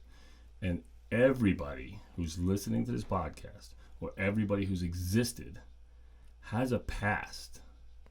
But if to live in the past, you're going to put aside sanity today, because it no longer exists. The past only helped you create what you want today. Now, I had a choice. I could still be that guy. I could still be roughhousing, still be coking it up, still be womanizing, still be... Yeah. But that time was served a purpose for me, because now when people come to me who do that, but are looking to get out of that lifestyle, I got the path. Yeah, you got the book. But I also don't have any judgment to what they were. Right, yeah. Like, I get it. Yeah. Where all their other friends and family members and everybody hate like, them. They have this guy. resentments. It's like, Yeah. for what? It's just a guy. Man, there's some rough and tumble guys out there, most philanthropic, loving, caring individuals. But if you looked at their past records and their criminal records and their jail time and all the shit that they went through, nobody would give them a minute a day. But they give them the disguise, because if they have money, then it's all forgiven. Yeah. If you're sitting on the rooftop and you're full of money, well, I don't care if you were this. It's like, it should be anyway. Right, yeah. The commodity is love, right? The commodity is the condition on how you could share that with other people openly and not judge them for anything that they've ever done. Yeah. Which is a hard thing. Yeah, I think it is. I think it's becoming more prominent in our day, though. I think people are starting to become more aware. I think maybe that's what COVID did too. The isolation, but people coming around, and all of a sudden, everybody with that security, lifetime jobs gone. Yeah. Lifetime businesses closed. Yeah. I've had businesses fail. The government never gave me a PPE. Yeah. I was never calling, hey, listen, I'm going through some rough times. You're done. Yeah. You're lost. Right. All of a sudden, now collectively, they just hand out trillions of dollars to people who are never going to survive this anyway. Right, totally. But they get it. People, but they got to see a side that they never seen. So maybe there's more compassion when other people get to go through an experience that they never thought they would go through. Yeah, They thought, that there is no sound ground. Well, that's for sure, isn't it? No, it happens to the best and it happens to the worst. And it's like you said in the beginning of the podcast. During these times, you have to be creative. Yeah. It's a great opportunity for creativity. It's a part of evolution, and right now the whole world is changing. It really feels that way. I mean, there's definitely I've had people just call me just to just talk about how bad it is in the world and how crazy it is, and even a mutual friend of ours is like, talking about how his friend and his girlfriend were having a baby, and he's like, I can't imagine bringing a kid into this world. Are they talking about me? No, it wasn't about you. He's like, I can't imagine, bringing a kid into this world. That's why I got snipped. Like, this is so crazy. Like, why would you do this? And I'm just like, dude, like, I don't agree with that. Like, I think this is the best. Here if somebody had that thought, right? Well, this is the best time the world has ever been, actually. Like, what's going on right now? Well, I mean, even as bad as it is, like, we're still able to sit here and have a podcast and talk about love and talk about being vulnerable and changing humankind and continue the evolution of life, right? It's like, we it's never been more clear as to like actually visualizing like our existence. Like I look at my father, for example, and I think I can finally admit that, and it's okay to say that, like, I do certain things better. Like, I've become a 2.0 of him in some regard. I've been able to learn from his mistakes, and take a different path because of it. And I see like other men that I know that have kids that are younger, and I'm like, you look at your son. What a awesome young person. That like he's identified your things and he's kind of evolved and now he's become more successful quicker, like you know what I mean, like just because you've the other person's kind of bulldozed a path, let's say, Right. right? But that's like it's a form of evolution that we can like physically see. It's tangible, we can see that. Um and so it's like, yeah, we are, this is the best time this world has ever that we've known, as fucked up as it is, and don't get it twisted, I don't think that everything's all peaches and cream, but we're safe for the most part. Not here, not in North Korea, not in like every aspect of the earth, but there are large portions of this earth that where there's a lot of safety actually, and people that are protecting people. Like I said, not North Korea. Have you listened to this podcast, by the way, with Joe Rogan and this girl that escaped North Korea? No. You got to listen to it. Yeah. It's pretty heavy. It puts like your existence right back in place. You're like, oh shit, we're so free and lucky actually. Well, the funny thing is, right, there's almost 8 billion people now in the world, and I think there's like 4 million at war. Jesus. Conflict. Right now. Maybe it's 4 or 14 million. It's such a small percentage, the amount of people in the world. But the people who are not at war or at peace don't want to go against the lunchroom bullies. Right. They're running everything. Yeah. You know, instead of us all, like, if all of a sudden 7.5 billion, so say it's 500 million or more, turned around and said this shit's stopping now. Yeah. Not politics, the people itself. Yeah. Band together. Right. Yeah. But, you know, they want to divide and keep the division because that keeps the power. Yeah. It's that simple. Oh, it's working. You know, if they do it, they still do it. They do it with racism. They do it with sexism. They do it with, you know, everything. Everything. Culture, nationality, you know, China hate, you know, black hate, white hate, this hate, that hate. It's like, have all terrible experiences right in the fucking word. That's crazy. You know, like, Totally though. You know. Yeah. Dude, I'm so excited for this book to come out though. When do you think it will? The book, probably, I would say, second quarter next year, because the franchise is pretty much getting a life of its own to where now I have a development company running it, and things are moving, you know, at a level to where I could step back and let operations kind of like handle it. So if somebody wants a workout truck or a workout rack, right? They order a rack now? Do the we don't sell parts to the truck. But okay, so if someone wants to get involved in being an owner in the franchise, right? What do they do? So the first thing they would do is just go to AWATfitfranchise.com. It's a description about what it is, and then there's an application that they fill out, and then they get contacted by a development company, and then they just go down that path. They ask all questions. I mean, it's a very detailed business when you're going into a franchise business. It's SEC regulated, you know, so everybody's involved. We're registered in all the different states. There's a lot of stuff that needs to be done. You know, in order, and then they need to be approved that they're going to be a valued franchise. They're going to improve the brand. They need to approve us, the state that they're in. We have to be registered in. You know, in the process, it takes probably, to fast track it, they could get done in 2 months. If as soon as they decide to buy it, which is really cool about my business, 30 days later they're in it. You know how many franchises you have to buy? But then it's going to take you a year to build the building, to find the property, to get the lease, to build it out. That's the hard part. My business circumvents all of that because I don't have landlords. We don't have a building. We just have a truck. Right. 30 days later, you're rolling down. You have success. We train you. You know, you give the POS system. We give them everything it takes to run a business. So because I'm already thinking of people that will be listening to this, that I think this is an opportunity for them. If the person, like, cause, generally when you start a business, you have to outlay a lot of money, right? Yep. So is this something when you get into a franchise, is this something that you can get into, you sign the paperwork, and you're doing like a monthly payment? No. So okay. You have royalties and stuff, but our outlay is nothing. Our outlay is under $100,000 right. Cash needs, and then you finance a truck. Okay. So it's 35 and 55. 55 franchise fee, 35 equipment fee. So that's 90,000. And you're rolling down the road. Yeah. In 30 days, you start making money. That's insane. And I tell people all the time, so this is something, it wasn't in my book, but I'm going to write a book about this and business success. It's called the itty bitty details. Okay? And the word itty is at the end of each one of these words. Your truck has, your business has to have a likability. It has to have a simplicity. It has to have a versatility. It has to have scalability.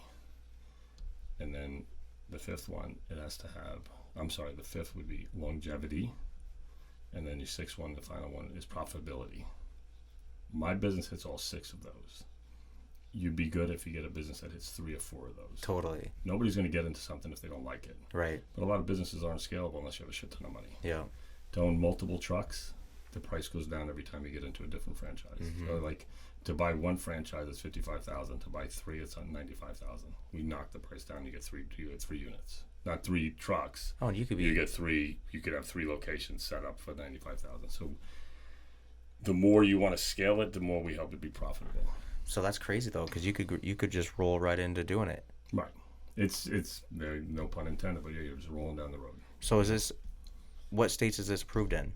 We're in New York and Florida right now, and we have one opening in Texas. Oh, awesome. I mean, it's pretty much it's this is not a concept that needs to be really proven state by state, but they're going to be states that are bigger, that are more outdoor fitness enthusiastic. Like that's why I want Colorado. That's going to be huge. What about California? Huge. It's going to be huge in California. Yeah. They're just totally locked up. Yes. To California, and now with the second wave of COVID coming, it's another. So when I did it, and then when I decided to franchise it, the naysayers, oh, this is just a trend because the gyms are closed, you're taking advantage of that. I said, no, we're offering something before the gyms closed. Different We were a year alternative. and a half, and this has now become a solution because even so, I'm selling 2 in Philly right now, 2 gyms, the Sporting Club and the what the fuck is the other club? The Fitler Club. They're 2 like very high-end clubs in Philly. They wanted to service their customers because they lost so many customers being shut down. So now they use it for membership retention. Hey, come to this park. We'll have a class. Come here. We'll have a class. We go to Jersey Shore. Wow. We'll service you because now it's a way for them to attract business. So now we share the truck. Now it says Fitler Club powered by AWATfit. Awesome. And we also do. So it's like a collab. Yeah. It's for them. It's a way for them to be with their customers, having access to do it and do the classes and stuff without worrying about, all these gyms were trying to figure out how to do outdoor fitness. Yeah. That's the big scramble.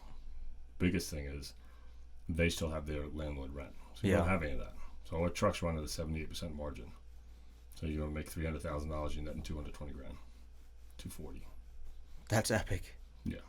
That's amazing. It's real money. That's real. So when you're making $1,000 a day, people are, it's only $1,000 a day, but you make $1,000 a day and you put $950 in your pocket, that's a day. Yeah. Times that by 365, now you're at $300,000 one truck. You got no crazy overhead. Nothing, and you have a quality of No life. excavators, no the hydraulic lines. The guy, yeah, no Jesus. liabilities, no huge equipment, no huge expense. You don't even need an employee at that point. You just go run it yourself. You could either do it yourself or 2 of my franchises, one that's going in Jersey and one that's going to West Palm. They both have jobs. So the one in West Palm was a franchisee in Port Chap, but he got a regular job as a civil engineer in Florida. He's getting like over $100,000 a year. He said, Decker, can I move my truck to Florida and I'll just hire a trainer? So he'll make another couple $100,000 with the trainer running his truck. Epic. The guy in Jersey, this guy's 32 years old. He's already owned 3 IHOPs. He netted $8 million and grossed $8 million in his IHOPs. He netted $240,000, only a 3% return. So the amount of work and effort he had to do. So now he went working for. IHOP's dead. It's just you're working for the man.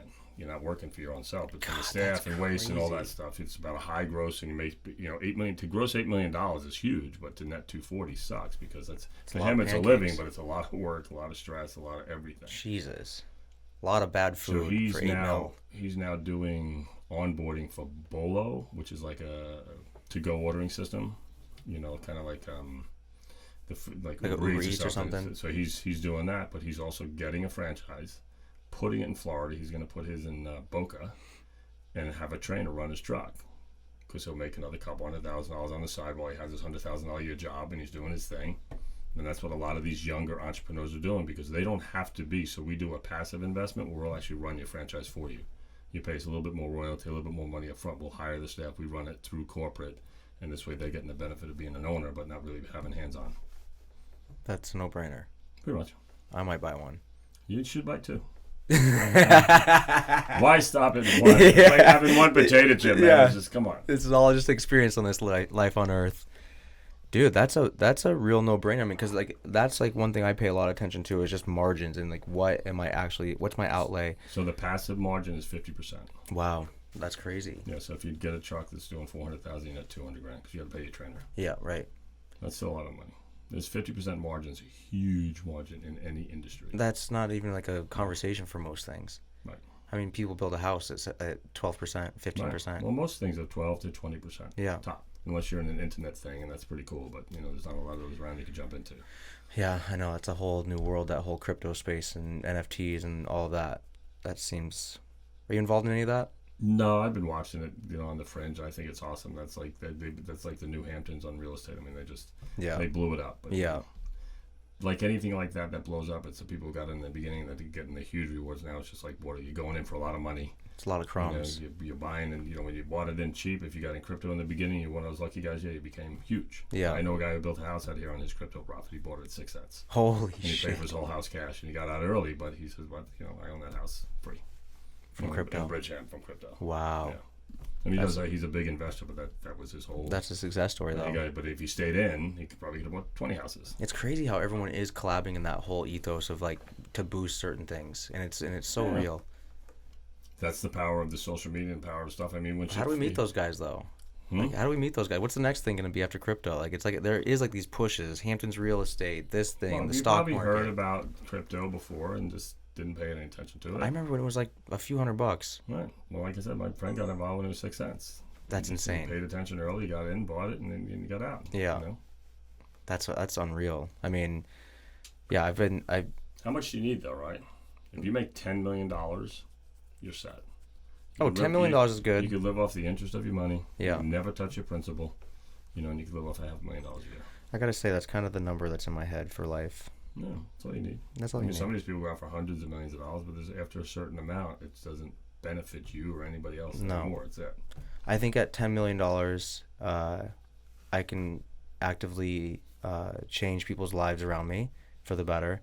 And I feel like that outreach is something that does make me tick a lot more. Like I oftentimes will find myself even in my own business where I'm like outlaying more than what I'm even getting, let's say. Mm-hmm. And even at the scale that I'm at now.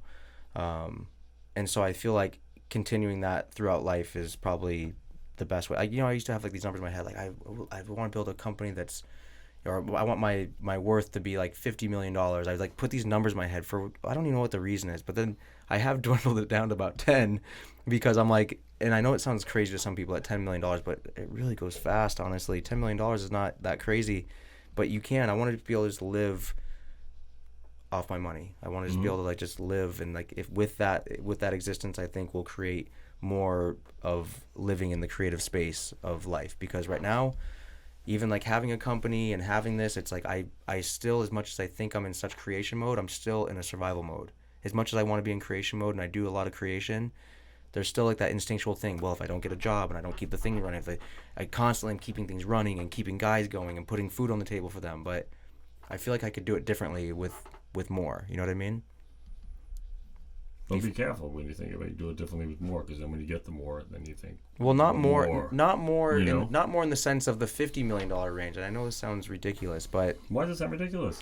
I know people have made it just by talking about it. Then all of a sudden they make it. 50 million is not a lot of 100 million is not a lot of money. You know how many new millionaires were created this year? No, I know. Like some stupid amount of numbers. And you know what the world didn't do? Didn't create more money. Right. The universe didn't have to open up and send a Brinks armored car from some other spiritual realm, like, oh, Earth needs more currency. It's here. Yeah.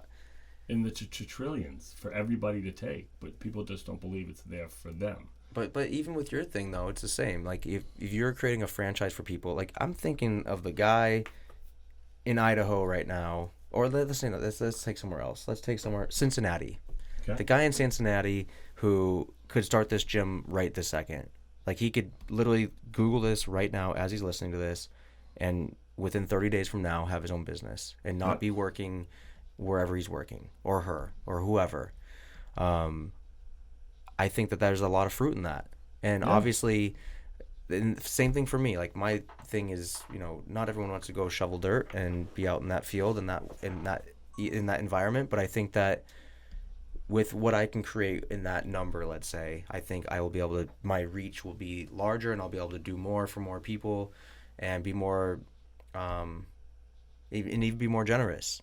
And I think I'll be able to actually do the things that are like, 'cause some of the projects that are in my head that are bigger than life. Like that's one of the things I have a little envy of you in this regard, because it's like some of the things I've created are so complicated. Like, why do I need to have this complicated endeavor to go on? I could just have a workout truck. You know what I mean? But so that's funny. that you say that because a person who got involved and gave me $125,000 for 1.5 of the business. That values the business at roughly $9 million. This is last summer, a year and a half out of the gates. Great valuation. Valuation merely means nothing unless somebody cuts me a check for that $9 million. Yeah. But it's still a valuation for future investors. Mm-hmm. Well, where do you base this? Well, right here. Yeah. Real money, real investor. He's solid. So all those credentials and everything help. But what he said to me when he gave me the check, he goes, "Here's for your 35 years of your overnight success." That's all it was. That was the accumulation of owning the gyms, of owning the restaurants, and owning this, just to simplify it down. Yeah. Like, what don't I want? And believe it or not, that's one of the hardest conversations when you're selling a franchise, because people are so stagnated in the head. They want the building on Main Street. Mm-hmm. They want the rent, the lease. They want Totally. that thing.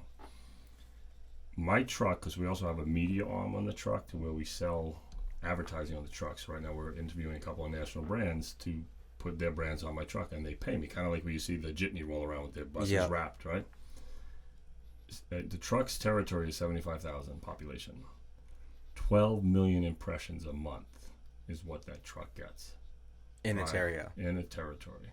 It's like a personal Instagram. So instead of having an influencer to put it out on Instagram, now we're called the refluencer, because now we're also referring you business, because now the truck has your brand on it. Now I'm in somebody's driveway and they're asking me about the brand, and we're giving you samples to the product. Right. So we're like a step above, and that's a whole nother revenue stream. That's crazy.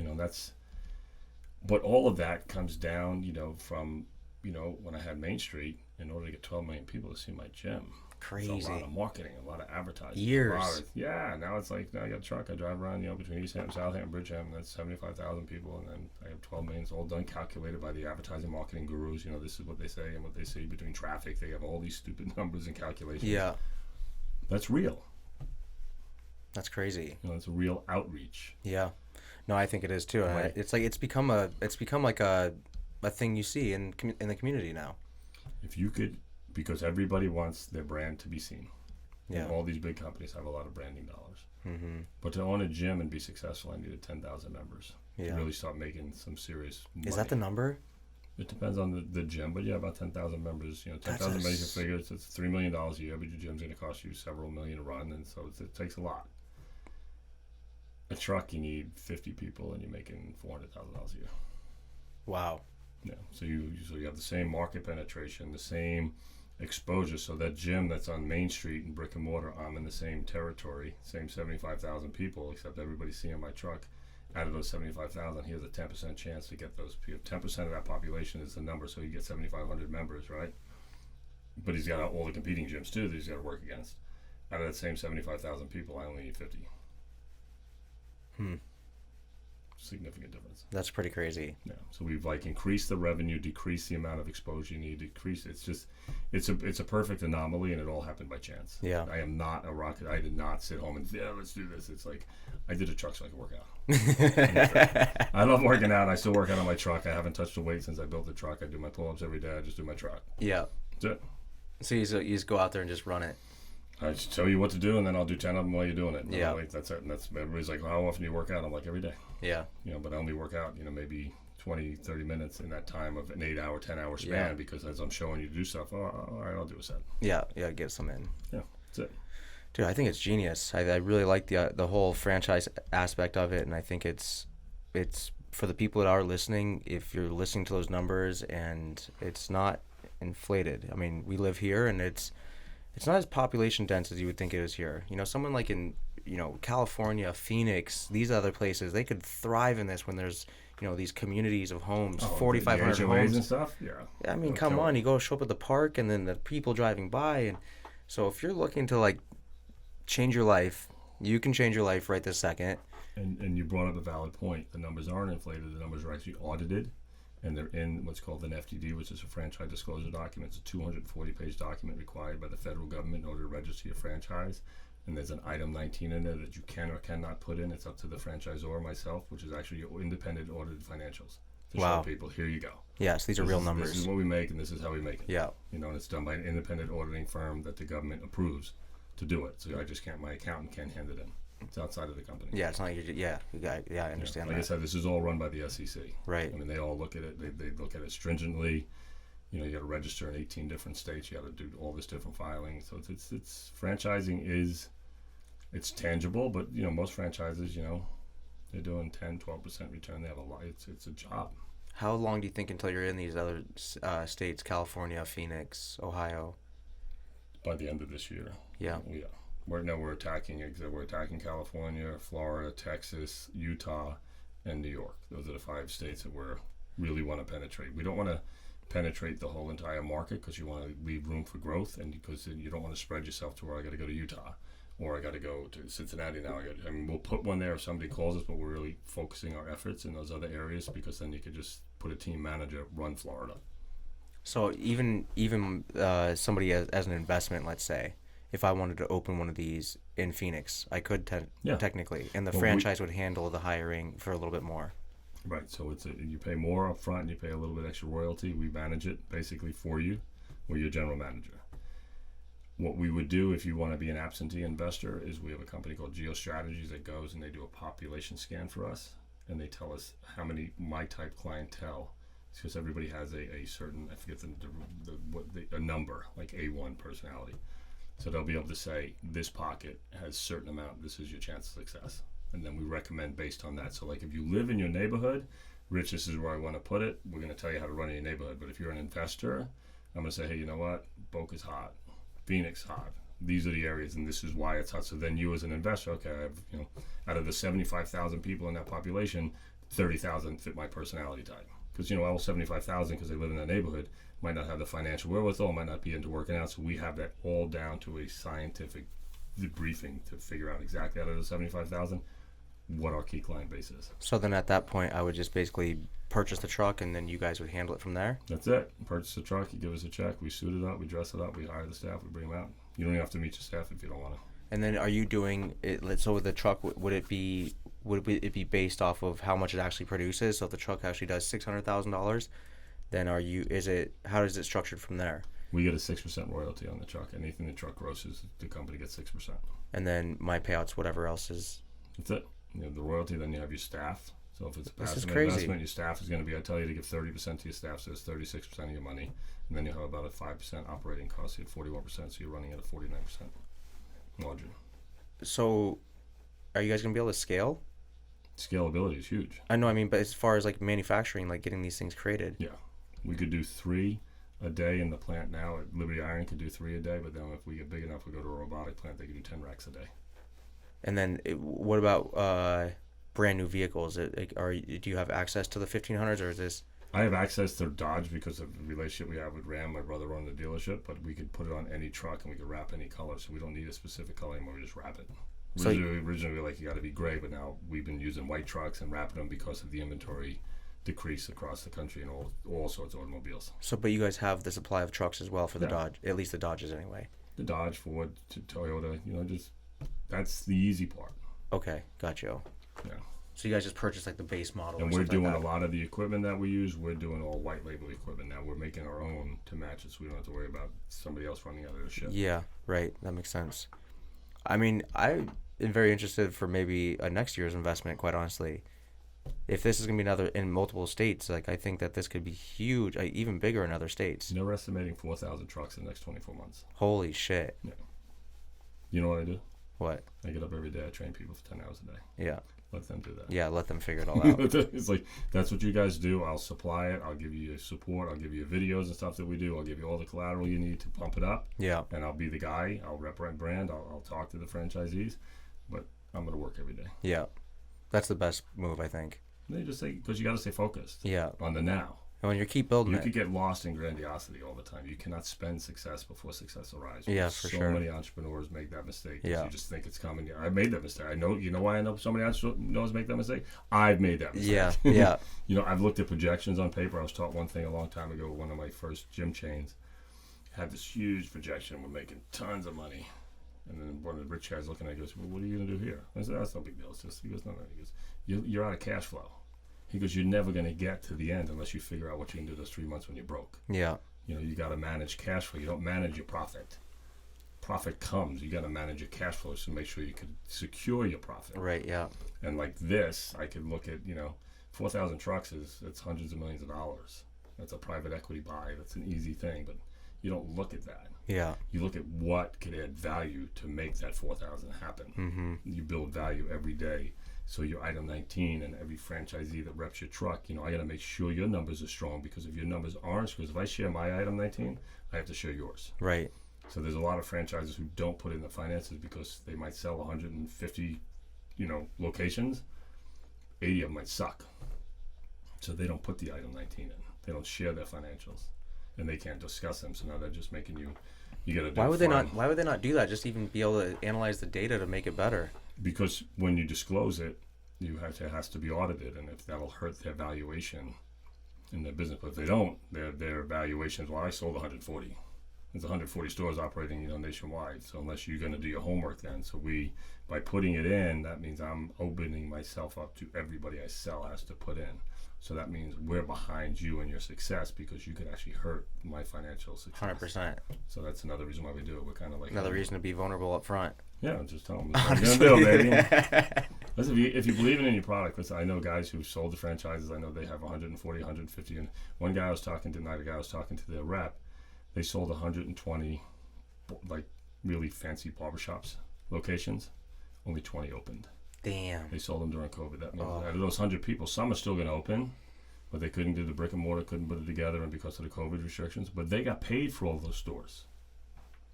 They don't care if they open or not. They're just not getting the royalties. A lot of people don't open. They'll buy a franchise, and then they'll fall out during construction, or they'll lose their financing. They'll do something. But the franchisor. So that's another beautiful thing about what we do. It's like you're in business in 30 days. You're financing a truck. You're done. You're cutting a check and you're rolling. For you to fail at this business, your ongoing expense is your truck payment. That's it. It's going to cost you $800-900 a month. You've had that payment already. Yeah. And now you just got to start training clients. It's not rocket science. Yeah. I mean, I think it's pretty awesome. I'm really excited to see where it actually all lands, and again, hold me a spot, I guess, for next season. I would think that's a pretty interesting.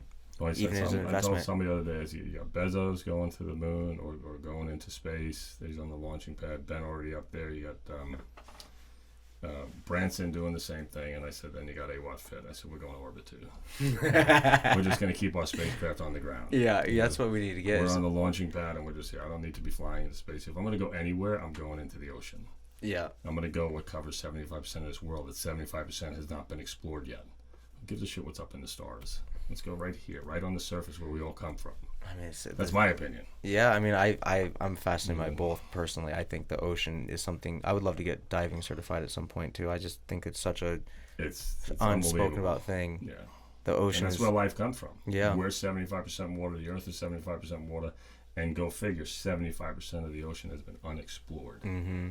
It's just too deep, too dark, and there's some serious shit that lives down there. Totally. There's things, those creatures things. And stuff, those aliens, they might be right here on Earth. I think, the more I think about it, I think that we might be the aliens. Even after this conversation, a little bit. Like, does my horns come out of my head? Yeah, I see something, bro. No, but I just feel like, we are, it's just, there's too much weird magic in us. Oh, dude, it's like we're 7 trillion cells, and they're communicating all day long without us. So my acronym for you is your own universe. If you stay within you, your life's always going to be good. Yeah.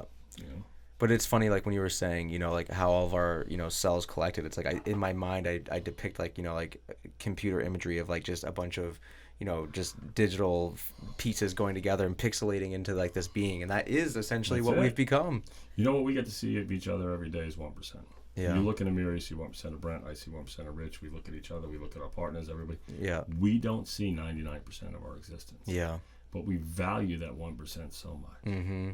We put so much in that 1%. It's true. So I tell people all the time, invest in the 99%. Your 1% is covered. Yeah. That's baseline. Done. It's inside. It's an inside-out job. Yeah, totally. You work on the inside. People come to me all the time, want to get in better shape. Yeah. That's all right. We're going to work on the inside. Yeah. I'm going to make you feel good. I don't want to feel good. I want to be in better shape. Now, you understand something. So when I make you feel good, you're going to start getting in better shape because you're going to start respecting how you feel, and that's going to be more important than what you eat and what you drink. Totally. If I just tell you what to eat and what to drink, you think I'm giving you a cheat sheet, but I'm really not, because we got to figure out why you're not feeling good. Well, it's so funny. Yeah, it's so funny because everyone always says, look good, feel good. It was actually Yeah. feel good, and then you'll look good, because I find it so hard. If I'm not like in a good mental state, I do not want to work out, quite honestly. And you know me. Yeah. I remember when you had a gym. Remember when I came and I paid you in Yeah, full yeah, for I the, like, and I like guys like you. I came down to the gym one time and I paid Rich in full, and then I never came back. That's I right. was like, dude, Cash, I no was like, less. You yeah, it was you didn't cash. get a receipt. Yeah, I didn't know receipt. I was like, you know what? I'm gonna come. I'm gonna come, and I just never did.